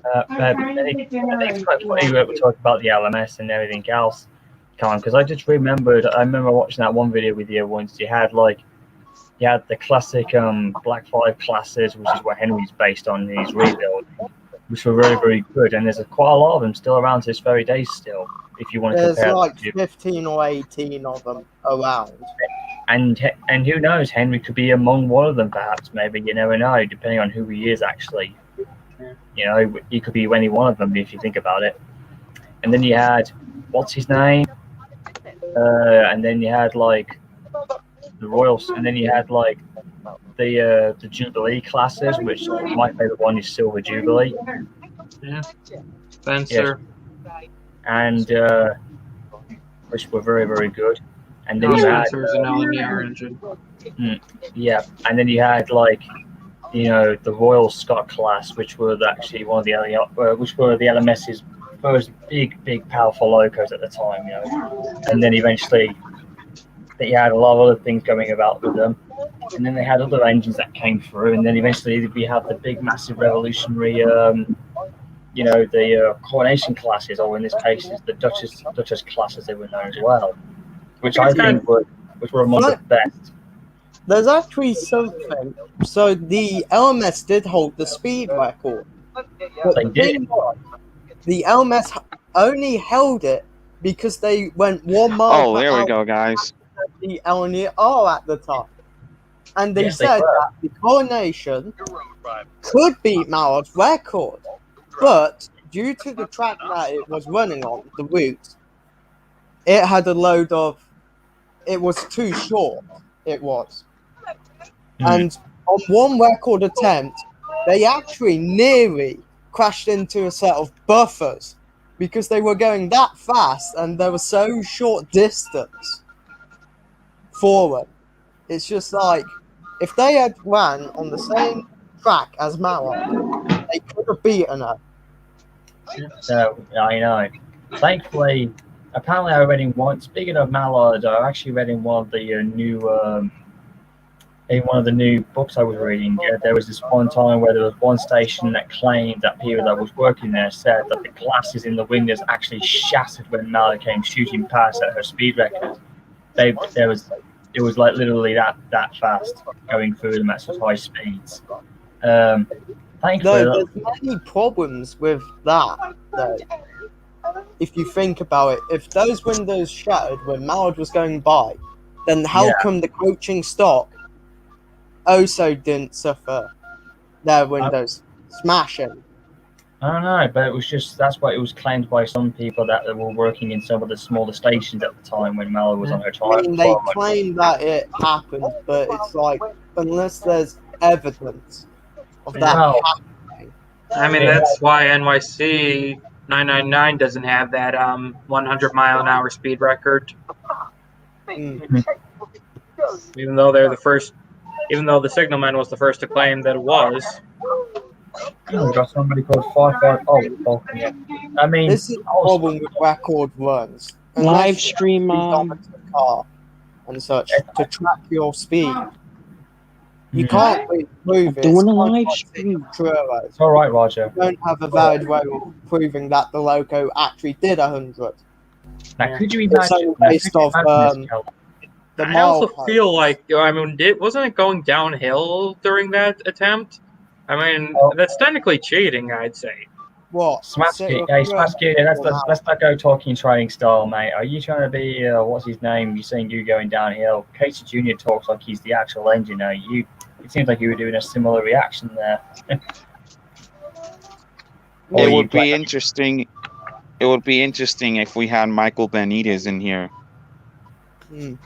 Michael Benitez. Oh yeah. Speaking of which, how cool would this have been? I mean, I know this is kind of strange, but Callum and guys, could you just imagine, like, say if the LNER and the LMS were still around today and we still had Steam going? Because if you think about it, we're kind of living in a second generation because we're getting a lot of replica engines from the past that didn't survive are coming back with Tornado leading the way. So I'm thinking to myself, could we perhaps relive what our ancestors had? You know, I'm kind of thinking we're going in that direction. And I thought about this. And I thought, how cool would it be? Like, say if Mallard and Duchess of Hamilton were still doing their speed record runs to this very day still. Like, imagine just how the public of today would react now, especially with all the modern tech that we have, and what would have happened if it had been, you know, say like if we were living in a modern day of 1930s style. Just imagine how we would have been. Well, what I would say That'd be interesting. When Mallard did her record-breaking run, she Hello, was Mr. Ango. Her middle big end was completely fucked. She had to limp into Peterborough and then got towed off by Sea on Atlantic back to Doncaster for repairs. Well, she did carry a horrible stink bomb. At least she didn't. Pardon my French if it doesn't sound a bit That's funny. only for. I mean, that was to indicate when the middle big end was getting too hot. Yeah. But at that's least, when they go, right, we need to slow down. Yeah, at least the stink bomb wasn't like, you know, I know this is going to sound silly, but at least it wasn't a stink bomb that makes you smell like we've just passed gas or something. At least the engine didn't do that. But sorry, I just throw a little bit of a punt in there. But if Mallard and the other A4s were fitted with that, couldn't the other engines be fitted with it to prevent if something went wrong if they were getting a bit too hot in yes, Falcon, that's exactly what I'm referring to. Yes, but still, well, it would have come in effect pretty well, to be honest. I think that can prevent like middle big ends and bearings from melting due to the extreme speed and so. Is you need adequate lubrication to make sure that that part stays and stays well lubricated. But there's only so much you can do in that regard. I mean, I know crews say that Stanier axle boxes never ran hot, but if you think about it, it's more the way they're designed and such. I mean, it was lucky that Flying Scotsman only went 100, and yet back then it was definitely a big risk. But still, the engine did it without no trouble. Yeah. Thankful for that. But by the way, did you know one of Scotsman's 1920s nameplates sold for £64,500? No, I didn't realise that. I didn't know they actually had one still there. It happened in 2018. Huh. I don't think I remember too much. It's ridiculous for that amount to be paid for a bloody nameplate. Usually you're looking at about a few grand for a nameplate. Not if I'm paying that much money, I want an actual loco for that. If you think about it, Calvin, if anybody was going to buy something from Flying Scotsman for the nameplating, you're bound to have some ridiculous prices because it's the most famous steam engine you're buying off from. Personally, I would disagree it's the most famous in the world.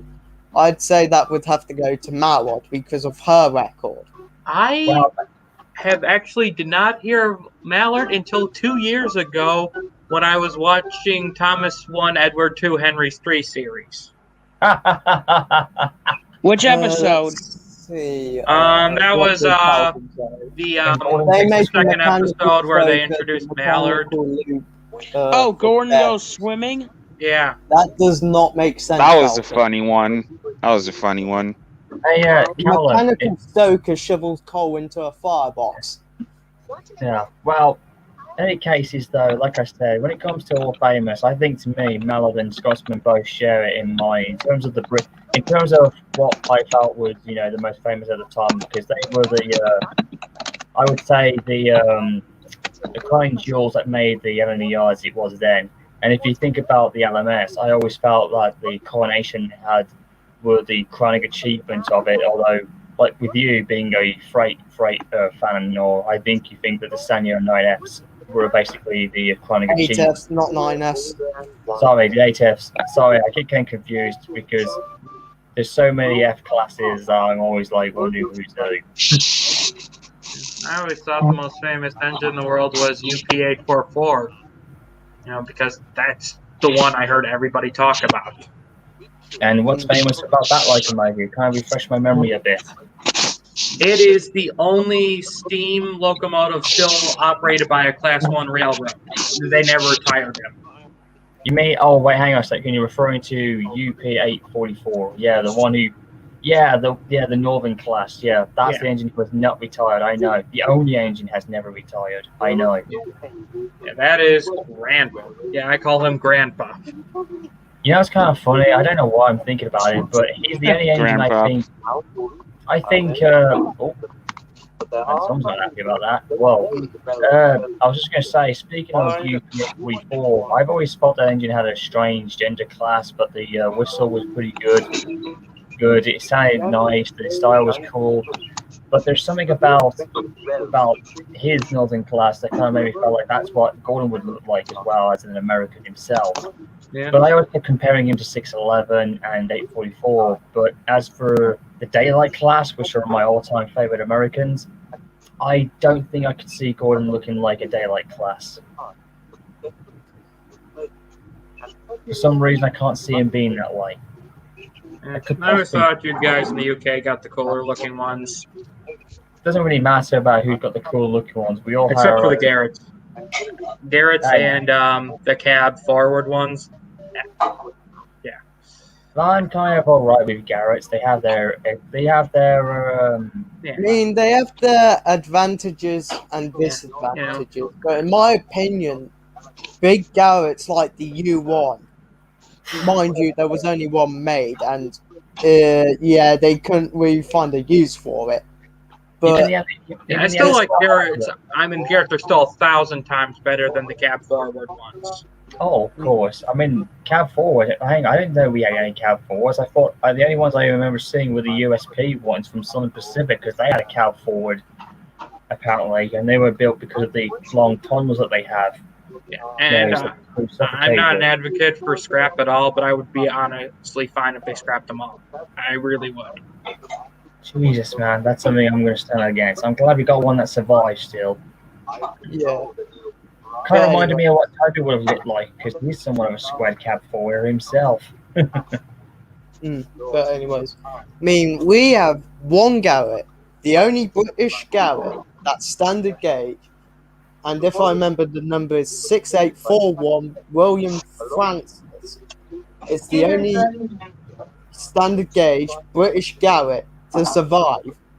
Mind you, it's a 040-040, and it worked at Badsley Colliery, it did. Speaking of Garretts, we actually have... If I remember correctly, it's been restored to operational. Where are you guys going? Nowhere. What's for me for dinner? We actually have two Garretts as well survivable somewhere in Wales. One's on the Welsh Sorry Holland about that, Railway. guys. One of them's on the Welsh Holland Railway. I think there's two of them. One's painted in black and the other one's painted in green. My battery on my phone is draining. Standard gauge. I didn't know. Well, even the end of the yard. One or two narrow gauge Garretts. You know, it's actually really rare in the US here. What is I don't even think the US had any Garretts. They didn't adopt them, I know that. No, I was talking about tank engines. We don't have a ton. Yeah. Sadly, we don't. Yeah, I mean, we got a couple industrial ones, but that was pretty much it. That's the closest. You have like the 040s and the 060 configuration ones. They're the ones that come close to it. Oh, they scrapped most of them back. What they did was they converted almost all of them into tender engines, except for the ones that were working in the small industries. Yeah. I mean, one shunting loco we had, built by the Southern Railway, the Z class. It was a 3-cylinder 080 tank engine, and it was built for large marshalling yards. And that had a power classification of either 7 or 8F. But it's like we were actually preserved. I'll eat in a little bit. Scrapped before it could be preserved. There was a mix-up with the orders, and it got scrapped. So if it weren't for people cocking up, we would have had a Z-class preserved. Hmm. It's kind of like many locomotives. It's the same case with the US. If I remember, there was a Norfolk and Western, what was it, duplex or something like that. I can't quite remember though. Compound, I think it was meant to be Hang on. preserved, but it ended up being scrapped. Hang on, let me have a look at that. NMW Duke. Oh yeah. Oh, you mean this engine here, the 2664? They had the only engines they had were 2664 configuration. That's the biggest. The Norfolk and Western actually do have one. 1218 is the only one of her type still around, and then you have like the smaller configuration. The loco that Norfolk and Western had. I think it was the Y6B or something like that. Yeah, the Y6B. Yeah, the Y6B were the biggest of the bunch of them all. They were basically the big boys of the NW, apparently, because they were heavy coal traffic. Funny enough, the Norfolk and Western locos were apparently a lot better than the UP locos. They were indeed. They were actually. That's why I always think they were. Why do you think I had 12? I mean, I know this is going to sound unusual. I'm just going to throw a trivia in there. Why do you think I put 1218 originally in my Clinchfield film? Because, hey, the more I watched the A classes, the better they had. They had a much more better articulation compared to the UPs, despite the UPs were good in their own ways. But there's something about the A classes that had something that was just perfect, like how an articulator should go. Because they could run fast. The Class A's could run fast and at a constant speed of 75 miles an hour without a hitch. So they're basically among the fastest articulators ever built.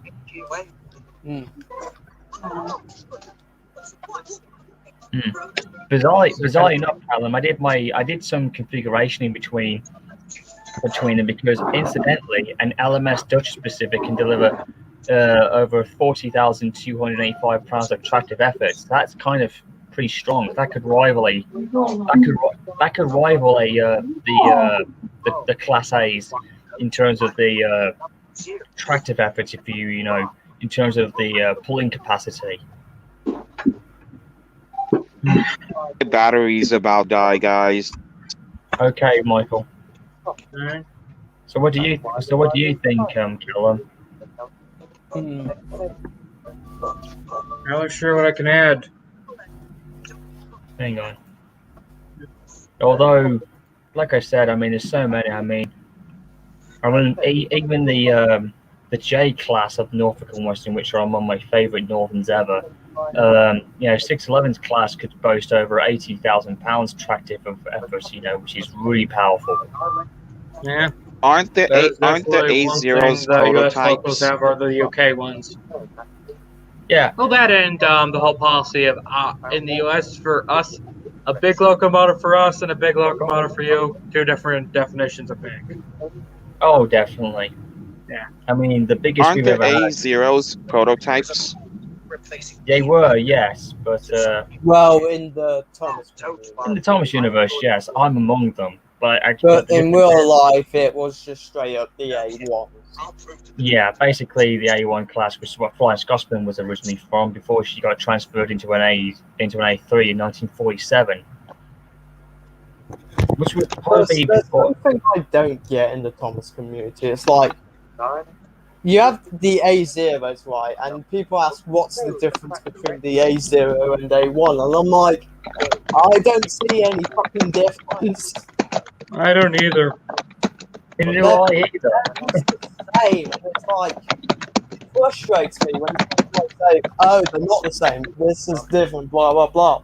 I'm like, no, it's fucking not. Yeah. No. Even Gordon says he immediately says he was an upgrade of an A1 class in his origin story, which was a bit confusing, but he then said he was an A0. I've always looked at him as an A0 non-stop, and I think he's a perfect prototype for what Flying Scotsman's family would become. Though, as you all know, in my railway series, in my head canon, I was among the class, except I have another A0 of mine. But we were much, much bigger than the A0s originally, because me and my character I made were bigger and a bit much longer, if not as powerful. And of course, we didn't have 6 big configurations, we had an extra 4 on us, and our boilers were much longer. Almost like that's the level of a Mikado type. You know that you remember? Don't you remember? You know, hang on. Where did the I think I may have lost it somewhere. Okay, we did have a couple of Mikados, the P1 and P2. Yeah, there was also one. There was also the LNER prototype that was never meant to be, the one I showed numerous times. That's the closest to what I would have looked like. I think. Not the P1 type. There's something I find funny though. People reckon in America they're building the T1. Yes, which I'm so looking forward to seeing. I find it hilarious that they think it can beat Marod's speed record, and I'm like, no, it can't. There were many problems with the loco, like the crews even admitted about it. Yeah, I mean, if you want to beat the Mallard's record with the U.S. Loco, okay, strip some of the stuff off. There's take some of the weight off of the B, off of a big boy, and then that might actually do it. It's not, though, if you think about it, though, weight helps with tractive effort and such. Yeah. Plus, So if you're maybe using just a streamline downhill the big boy, grade, and you probably could if do you're it. using a downhill grade, right, the weight will help you go down a lot faster. Yes, it does. That's true. Except, you know, big boys go across flat lands. They do, yeah. Yeah, I mean, I'm guessing you've probably never seen states like Utah or Nebraska or I'm in Nevada. the UK, mate. What do you expect? Basically, I've flown over them, my dear, so I can definitely get the idea of what you're referring to. But I'm going to say this, and you know what? As much as I like to have a friendly I do like a friendly rivalry. I would lay down a bet gauntlet challenge if the new MT thing from Penzi, you know, the brand new Penzi engine that's going to be built. I would love to hear and see it if it can actually do it. If it does beat Mal's record, I have nothing but ultimate respect. It won't. I can tell you that. It But it will comes not close. have a chance. But if it comes close, like if it goes over the 100-mile-an-hour mark, that's top notch. That's still impressive. If I remember correctly, the T1s were known for slipping. Yeah, the pop-it valve gear, which was very, very common. Yeah, despite Like I that said, problem, just take the big boy, streamline it, make it a little faster, and then you can do it. It already goes 120 miles an hour. I'm pretty sure you can do something to make it go another 7 or so. There's another thing you have to look at, though. Mauer did it with white metal bearings. Mom, what's he doing? One have roller bearings. Two completely different things. Buddy, it's like Mauer did it with white metal, so it's like I see that as more of a achievement. If the T1 manages to do it, I'm just going to say this. And whoever loves the T1, you can hate me all you want. But I'd say it has too much of an advantage. It's not on the same playing field. that's all right. I'm not going against it, Callum. I actually agree with you. I'm going to stand with you on that. I have no trouble with it either. I mean, it's funny actually. There's been speaking of other records. You know what, Callum? The next time when I do streaming again, when you pop in, I'm definitely going to make a stream about Steam World Records and whatnot, and whatever. Because this is becoming an absolutely amazing topic we're talking about, and I'm absolutely enjoying this. You know, Glenn, I've been triggered. Triggered where?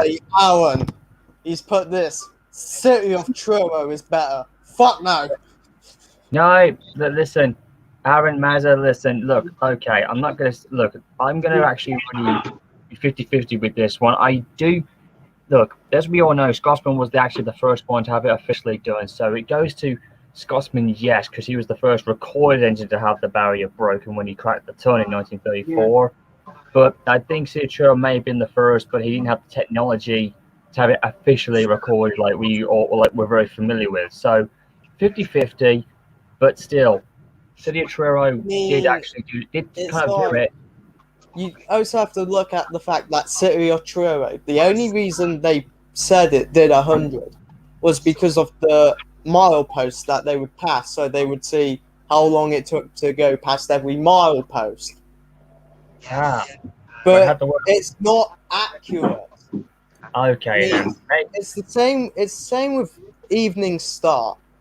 The driver claimed that he got the loco up to 90 miles per hour, but that was based on mileposts and the amount of revolutions the wheels were doing at the time. Speaking of which, there was one engine I remember, one engineer told a good story. That one engine was retired. I think it was one of Clanline's classes, one of the rebuilt bullies. And when it was on its last trip, from what I was told, he said he actually went about 103 miles an hour, and it was, and the engine that he was driving on was on its last run for good. And they actually, he literally had one of the fastest runs ever, from what I was told. It's quite a good story. I mean, with that, you can be more accurate because those actually have speedos. They might not be 100% accurate at times, but it still proves something.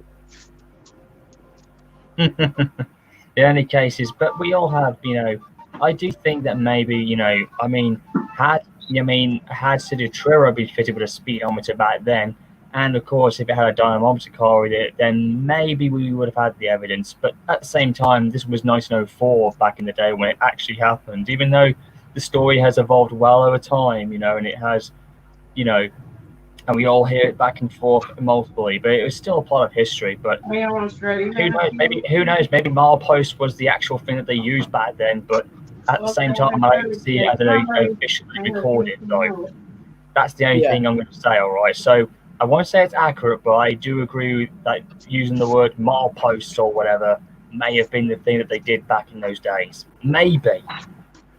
That's a good theory, actually. I mean, another thing I find funny, it's like,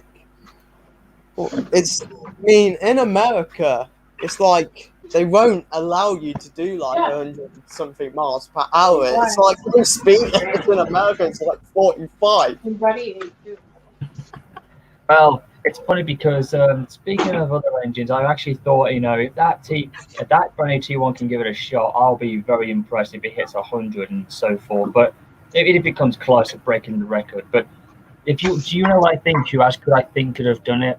And I do believe that maybe one of the engines in America that could have done it and came so close, because there's been so many stories I've been hearing about this.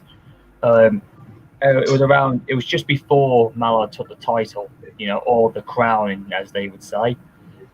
It was the Milwaukee AA2 classes, the most powerful Atlantics ever built. And I think, and I do have to admit, the way how they looked, I'm so convinced that they could have perhaps taken the record before we British guys could have done it. So I got a funny feeling if one could, say if one was built in today's time, like if they did, which I would love to have seen, I have high hopes that they could do it if one of them survived. Maybe, because they were scheduled to run over 100 miles an hour on a daily basis. The Milwaukee Street Miners. You know which ones I'm referring to, don't you, Callum? Yeah, well, don't forget, Big Boy was scheduled to run 120 miles on a day. Could go up to 120 miles regularly. I think I've seen that somewhere. If I remember correctly, the maximum they got up to was 80, something like that. Safely. Did the big boys actually ever get tested trials for that? Like how far their speed limitation could have gone despite their huge monstrous size? Yeah, I think that's why it managed to get up to 80 miles per hour. Oh, you guys do know what Milwaukee Road's nickname is, right? What is it exactly? Because I don't think I've heard of that one. It's called Old Piss Pot. And the reason that is because this is actually something my dad told me. He works or used to work for the Indiana Harbor Belt, so they got a lot of the old Milwaukee Road stuff. In fact, they're like the most popular railroad to go see old equipment at that isn't a heritage one, since they just get everybody's leftovers. The reason why they're called that is because you may or may not know this, the cabooses in America, we have little holes in the floor for when nature calls. the guys on the Milwaukee Road, for some reason, used the corners instead of the holes. Okay. Yeah. So by the time the guys on the ISB got them, they smelled like an old piss pot. Look at this guy. We've got one guy here who's. Look at this one. And all right, I'm back. If there is one thing that was one of the worst things that ever happened in America was sometimes when they would merge. And I gotta say, a lot of people say that the New York Central and the Pennsylvania Railroading combining to form the Penn Central was one of the worst mergers they ever did.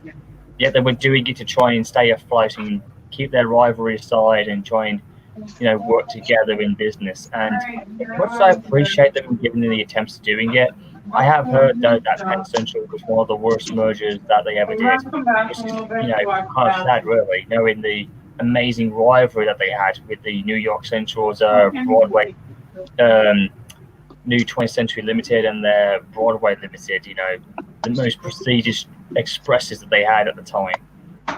So you can understand the bitter rivalry that they had. By the way, Glenn, Falcon keeps asking, can I know. join in? That's the thing. The more they keep on asking, unfortunately, the more longer it's going to have to happen. That's the thing. That irritates me quite a lot of times. I don't even ask.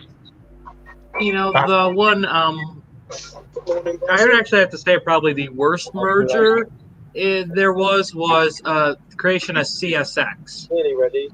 Ah, yes. The CSX transportation that took over everything. Yeah. They really hate steam engines.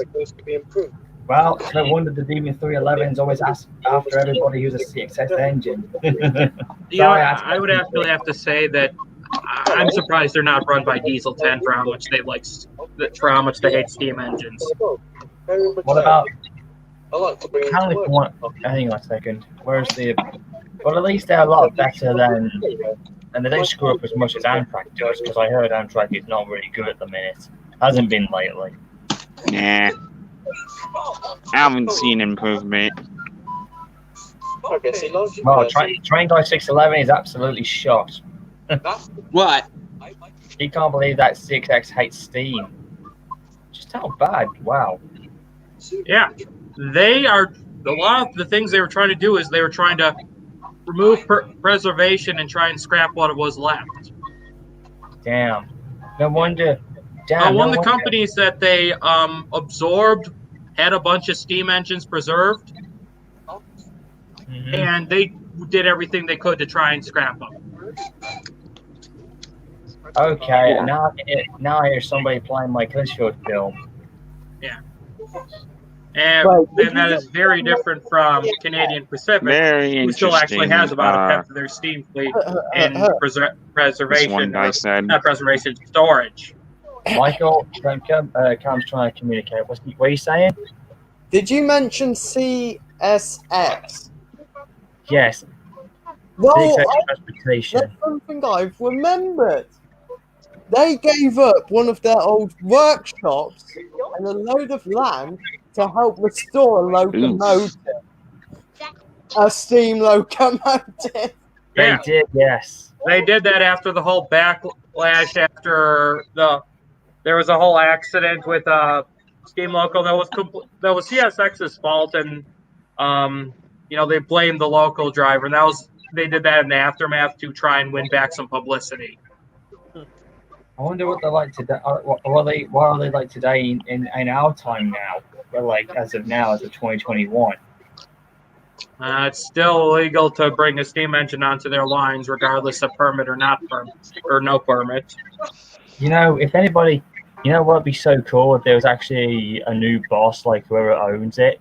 Could you just imagine if he was a steam bike and he goes right back in and he just changes the whole style completely? That would be awesome. That would be brilliant if somebody can do that. Like somebody replaces the old boss and this guy is not a diesel bike. He can allow steam to come in, and it would change CSX completely. Maybe we need a new, for the new steam revelation that we're building at this point. Yeah. I feel like they should have kept a couple in the Midwest because, yes. Roger, I know this is something you agree with.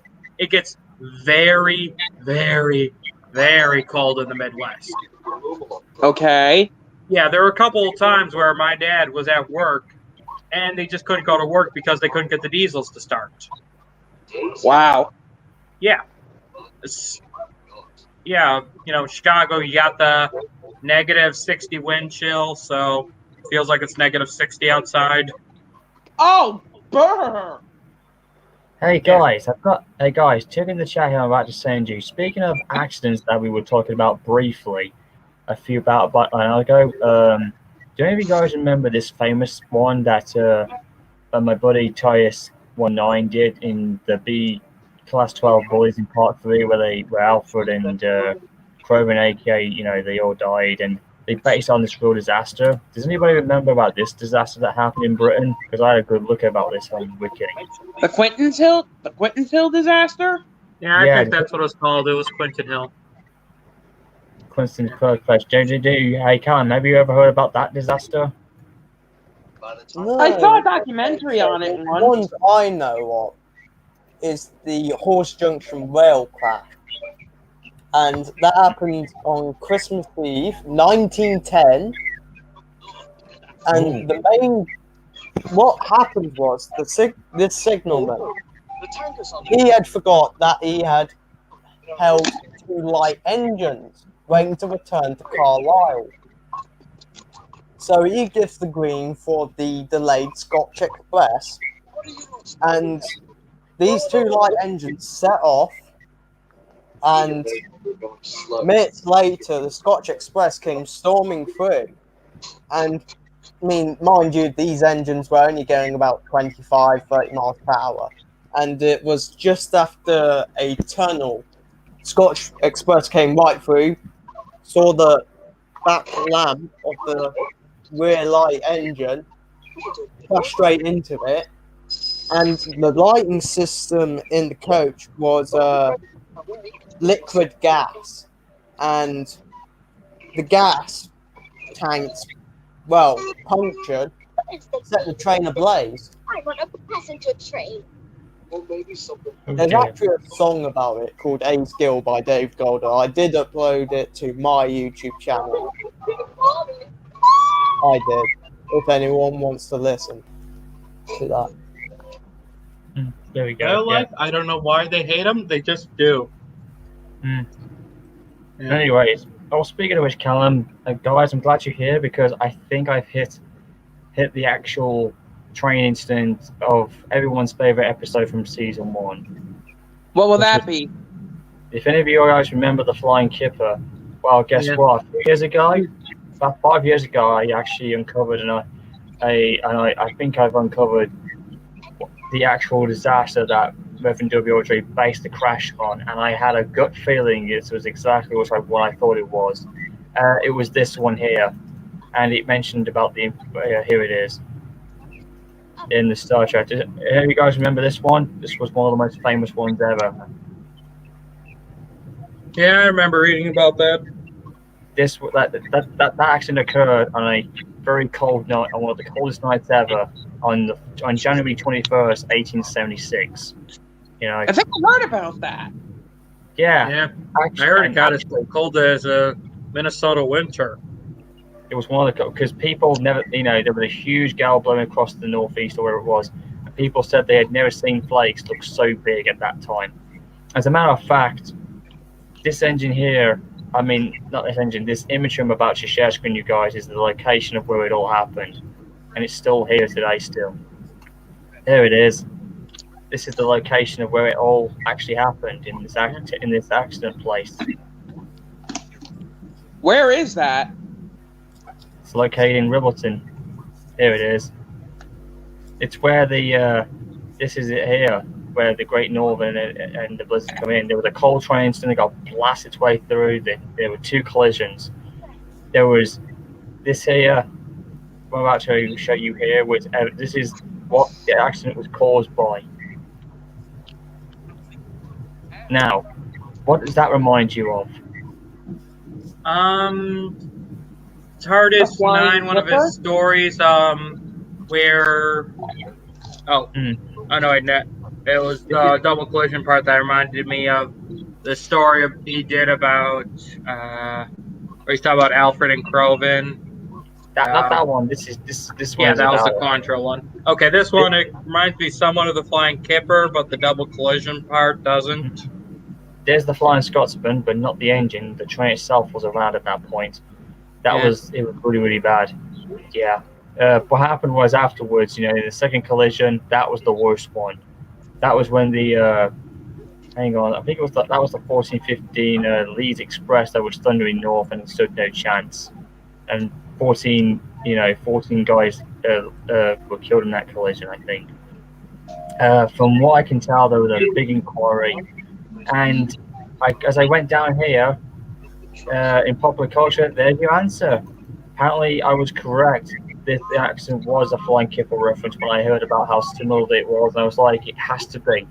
This has to be Henry's accent that he was inspired from. So, and there it is. There's your answer. After all this time, didn't America have any similar accents to that? Not from what I've heard. What about you, Callum? Nope. Aaron, look, Aaron, dude, you got it wrong. That's not where Henry crashed. Henry crashed in the photograph. That what I showed you was the real location of what really happened in the real life accident. That was based on the story. Because in the timeline, because it happened during the 30s, according to the Railway series when the book came out, which was in 1935. I know we have had a few crashes caused by ice and snow. Mm-hmm. Yeah. Slippery one. I mean, Slippery one, snowy. I mean, if you've seen Dustin, he really is useful in a lot of the Midwestern and especially the mountainous areas. That's right. Yeah. That's actually why a lot of people say maybe the Midwest should have a small fleet of steam, for those days that it is too cold for the diesels. Yeah, that's right. They should. Yeah. Yeah. I can see why, but mind you, steam does take, depending on weather conditions and temperatures, it can take anywhere from 1 hour to fucking 6 hours just to get the thing in steam. Yeah, but we've actually, here in the U.S., their solution is, if it's not starting, light a bunch of fires near the engine covered in diesel fuel to try and get it to start. That obviously might work. Oh, that! Yeah. Starting it on except fire. the wood they're burning contains arsenic. Yes, that is true.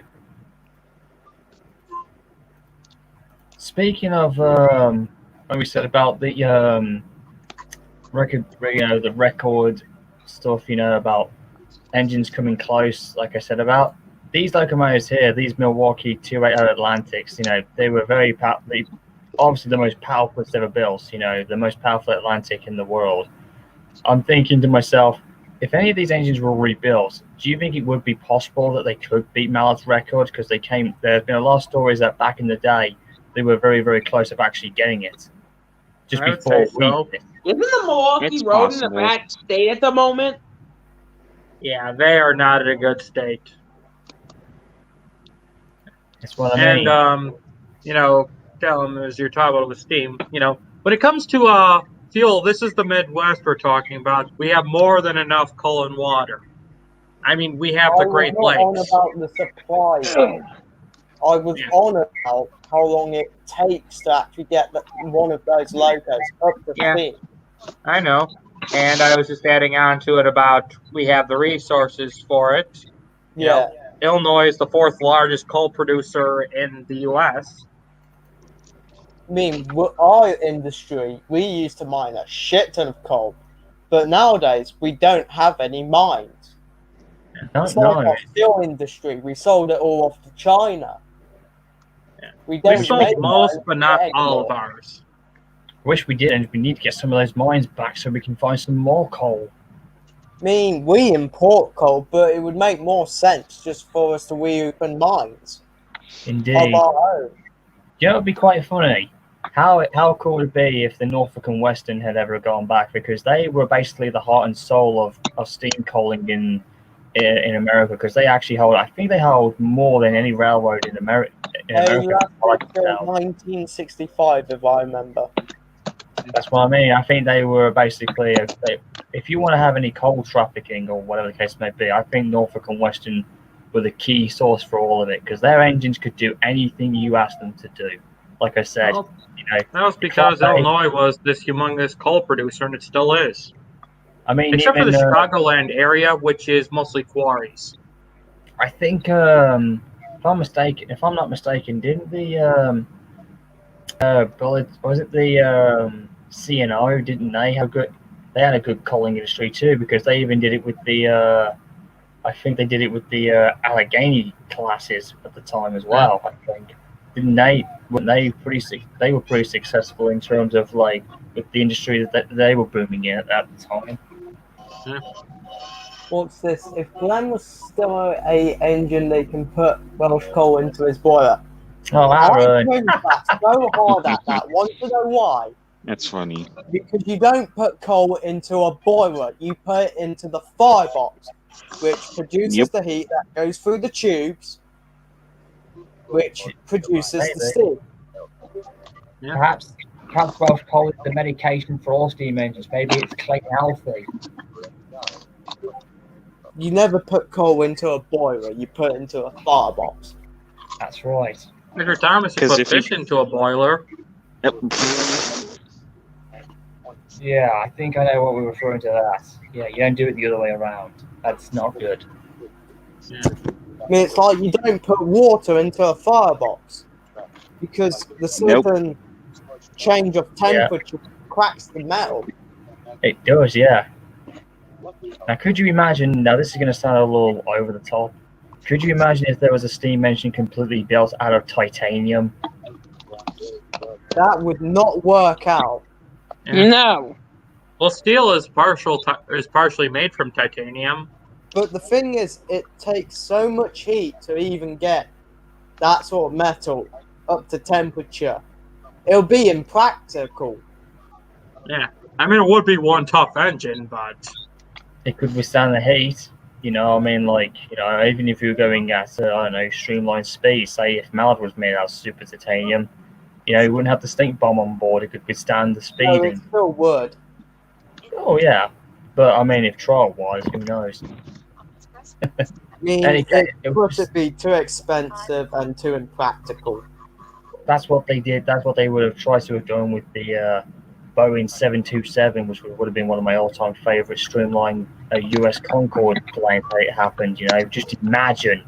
You know, it's a very wild dream. It's the same thing when Concorde was built, and then you had the Boeing 2707, which would have been her rival, which would have actually worked, would have been quite unique had we all had that happening. It's very funny we're never going to experience it in our time, but I mean, just think about it. I mean, because in the 60s, everything was about the future. And think about it. If we were like, say, if the timeline from the 60s we're in ours now, just imagine how adventurous we'd be going right now. I mean, if I had it my own way and such, what I would do is bring back our steel industry. Bring back our boiler shops. Because it's like Heritage Railways, we have to import our boilers from Germany. Yeah. It's just like it's more expensive. You're right. I mean, look at the P2s and Tornadoes boilers. They're ordering 2 from Germany, and it's like 500 grand for both of them, something like that. It's just bloody ridiculous. It is. I agree with you on that. So sorry. Okay, I can tell what's his name is watching the Maisonville, one of my favorite episode. Roger. Making an impression? I know. Yeah, that's my favorite one. Not because Liz, you know, bless her. I mean, I just love the. I don't know. I kind of like the episode for what it was. It was one of the first ones I found out. What episode is it? I think I've seen it. Episode 8. Season 1? No, there was no season. It's just an episode list. Ah, I just noticed that one of the comments. What is it? episodic. But aren't oil burners quicker to fire up? Well, depends how you look at it. I mean, sure, they're easier to light up, but it still takes the same amount of time to get a boiler up to pressure. Hmm. Plus, it's like some oil, you can't get enough heat. Yeah. Well, like I said, with the diesel's frozen solid, it takes like 4 or 5 hours to get it unthawed. Well, Isn't that right, Dad? It took when the engines froze, they froze. Fire, let it catch, and jobs are good. It does not freeze.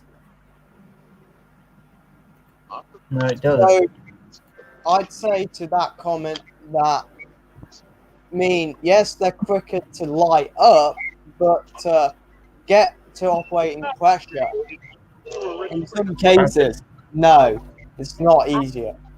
Not to mention their fuel capacity is quite quicker as well. Not to mention, I know they're very Plus, good. I think, but oil firing is quite expensive. I think just as expensive as coal would be.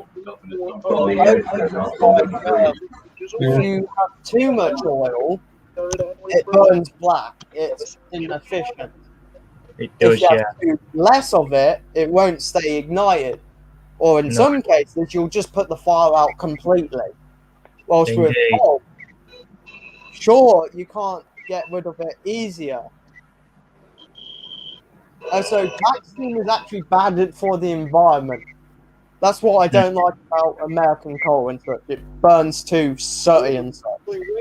But then again, Flying Scotsman burned on some good coal when it was in America, and she ran quite well, despite it left a little bit of dirt and soot around. But then they got eventually better coal later as they went progressing in their tour, which actually burned better than British coal, and it kind of worked quite nicely, and the engine performed very magnificently from what I was told. Well, diesel fumes aren't exactly the best thing for the environment either.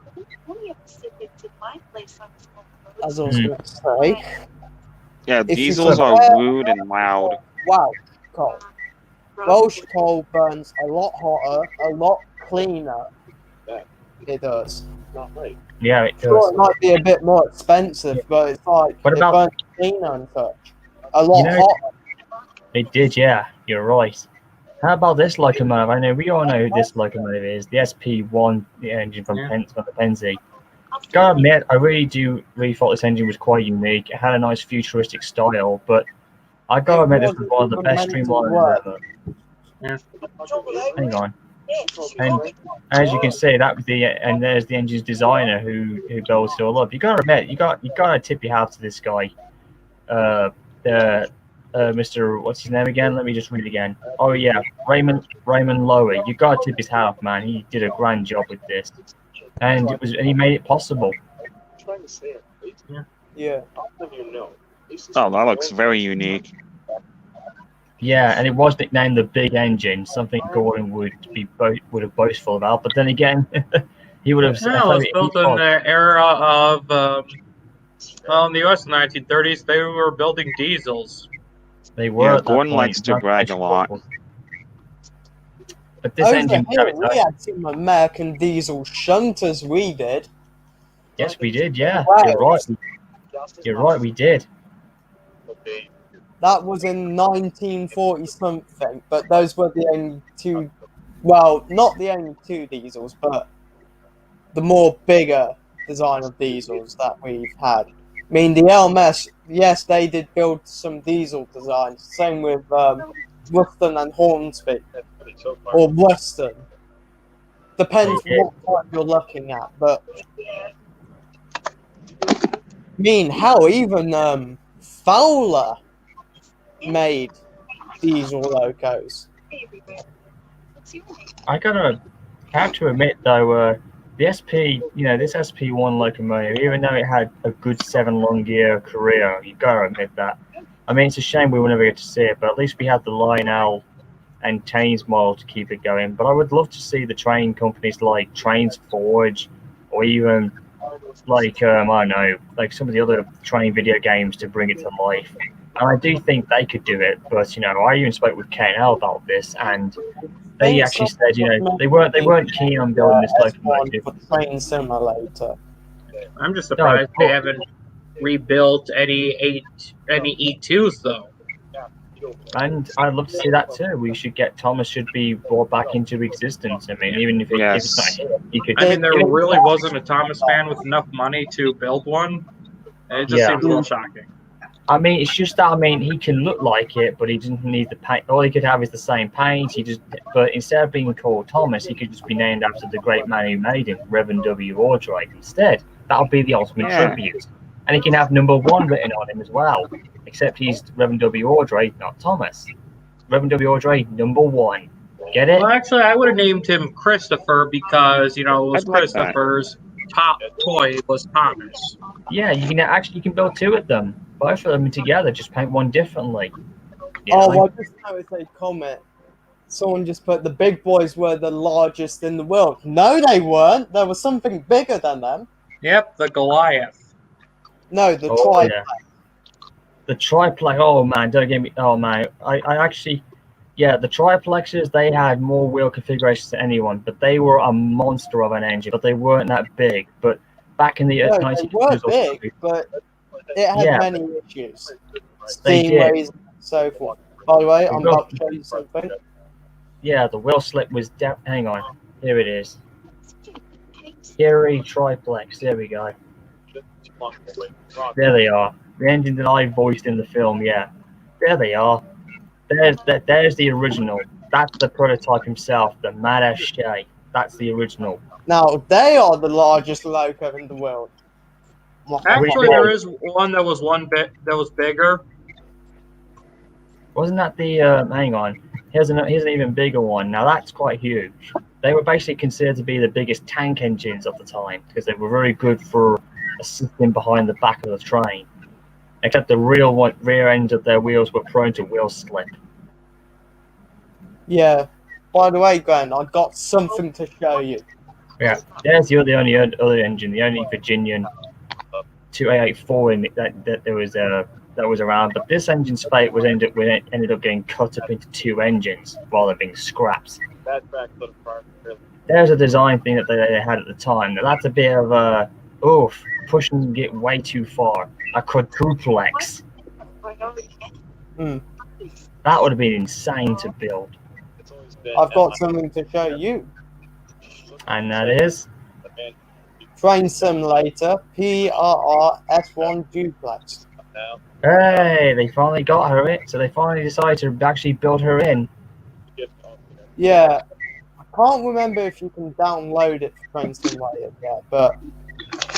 No, but that looks beautiful. That is beautiful. That is one of the... I've seen a couple of videos, but it definitely looks Trains relatable in a way. But I think I think they should make it good for Trains 12. If anybody can propose one for it, I think Trains 4 could do it. But then again, KNL weren't too sure. But they, which one they told me they were very convinced about perhaps having a go for. They were actually thinking about going for the Pennsylvania turbine. Yeah, they were basically going to go for a. They're basically going to build the Pennsylvania turbine range. Maybe you guys remember that one? Yeah. Yeah, that KNL actually thinking about wanting to build that sort of engine. Oh yeah, the New York Central.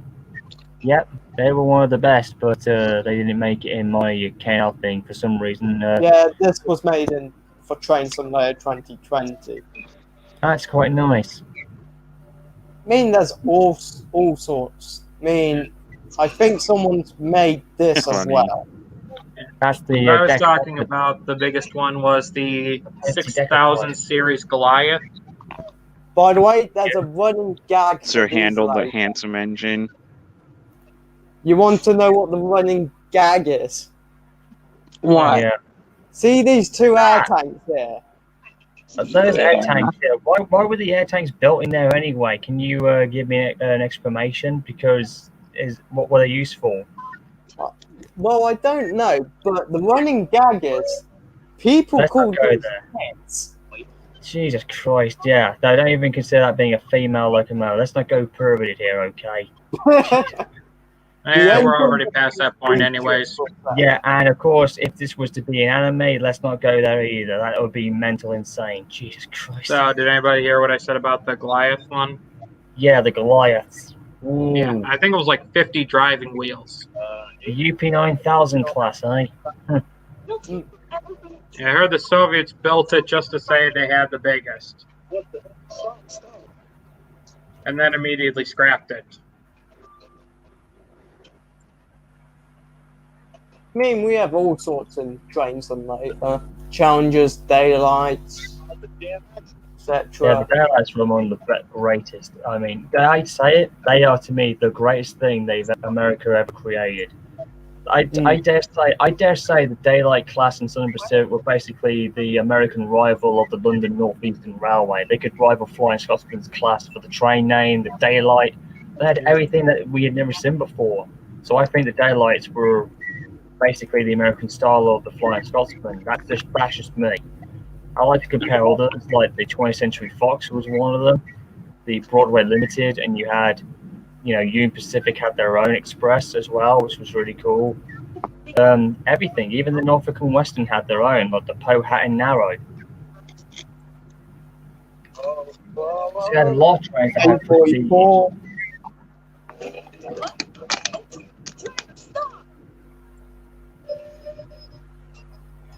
This thing, Great Northern. Mm-hmm.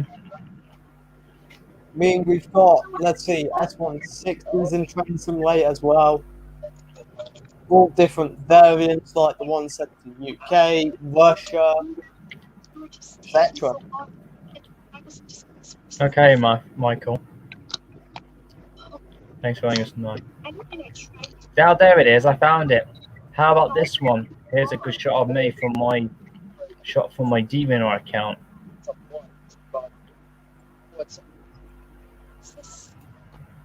There we go. I got one here for you. How about this one? Right, if you thought those were pretty big, or the triplexes were big, then wait to see this one. The ATSF 3000 class. Yeah. Here's the real one. That just looks fucking ridiculous. But they were actually built, Sounds like you might have a rough time. Let me go back in. They were quite big. Yeah, they were the biggest thing at that time in 1914, regardless. And then you had these engines, I think. Was it this one? Oh no, wait, hang on a second. Where's the other class? Where is it? The one that replaced them, and some of them were replaced, or they actually got rebuilt into them. Okay, there's an even bigger Line 80 train model. I think it was this one. Yeah, there we go. They rebuilt. They eventually got rebuilt into the Virginian Railway AE class, and sadly, another their class made it. They were very good though. They had their flaws, but they were very successful back in their time. Heck, there's even a blueprint of the 3000 class.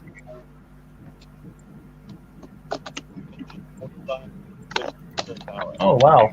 Looks like the 3000 definitely had plenty of publicity. Must have been very popular with the rail fans.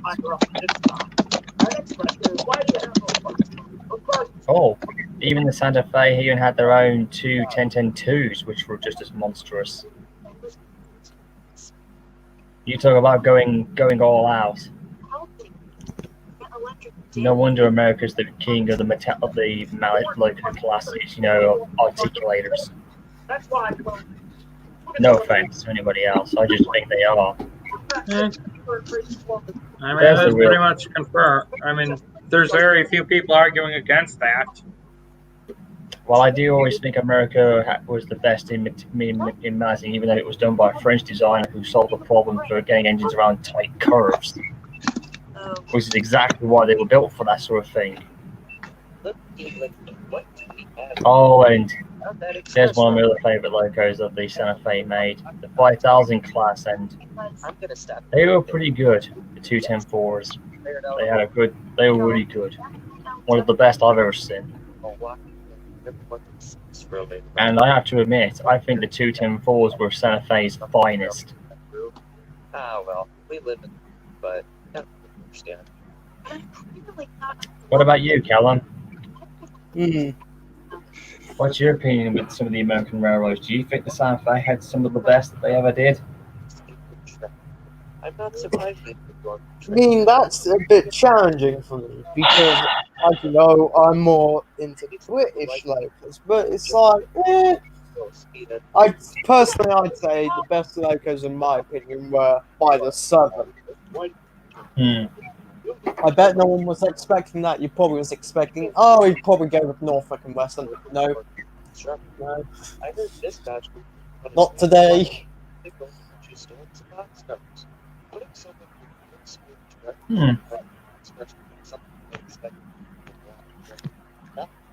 I mean,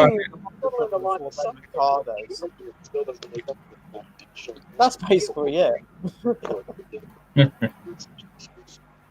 Fair enough. You should just judge someone based on their appearance. Just because they specific. That doesn't make their appearance stupid. Judge someone.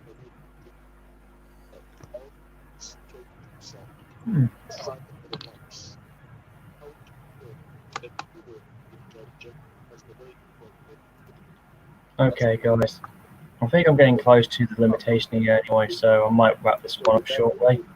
Okay. All right. In any case, Cal, it's been really awesome having you in. We've had this great conversation. Maybe the next time we'll go around like we did about the whole record thing, maybe with speed records or stuff. I might do that for a bit of fun, and we can exchange stories and knowledge and whatnot. Yeah, sure. God, this was really brilliant. This has definitely had an effect and helped me with some confidence I needed in.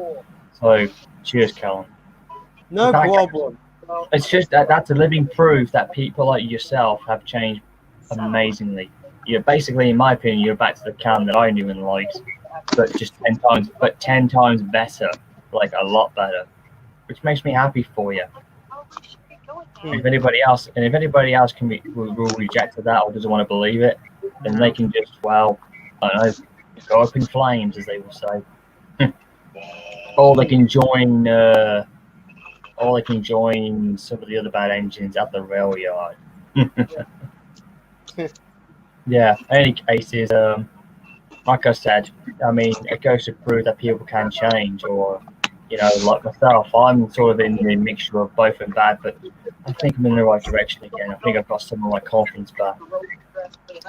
Either way, like I said, Callum, I've sent you the other 3 streams or whatever it is you need to watch, but just be wary out unless you haven't seen them yet, but take care of them anyways. Yeah. Besides that as well, guys, it's been amazing having you on. Ladies and gentlemen in the chat as well, thank you so much for popping in and seeing your opinions about what we've been going on. And then we went completely into a new topic about steam training and history and everything. Thanks to Callum and Psychoma and all the other guys as well. So cheers for that, lads. That was pretty awesome. No problem. This is KaneFan701. Thank you for tuning in on this special limited stream thing here. And, well, take good care, everybody. Peace, and keep on steaming strong in 2021.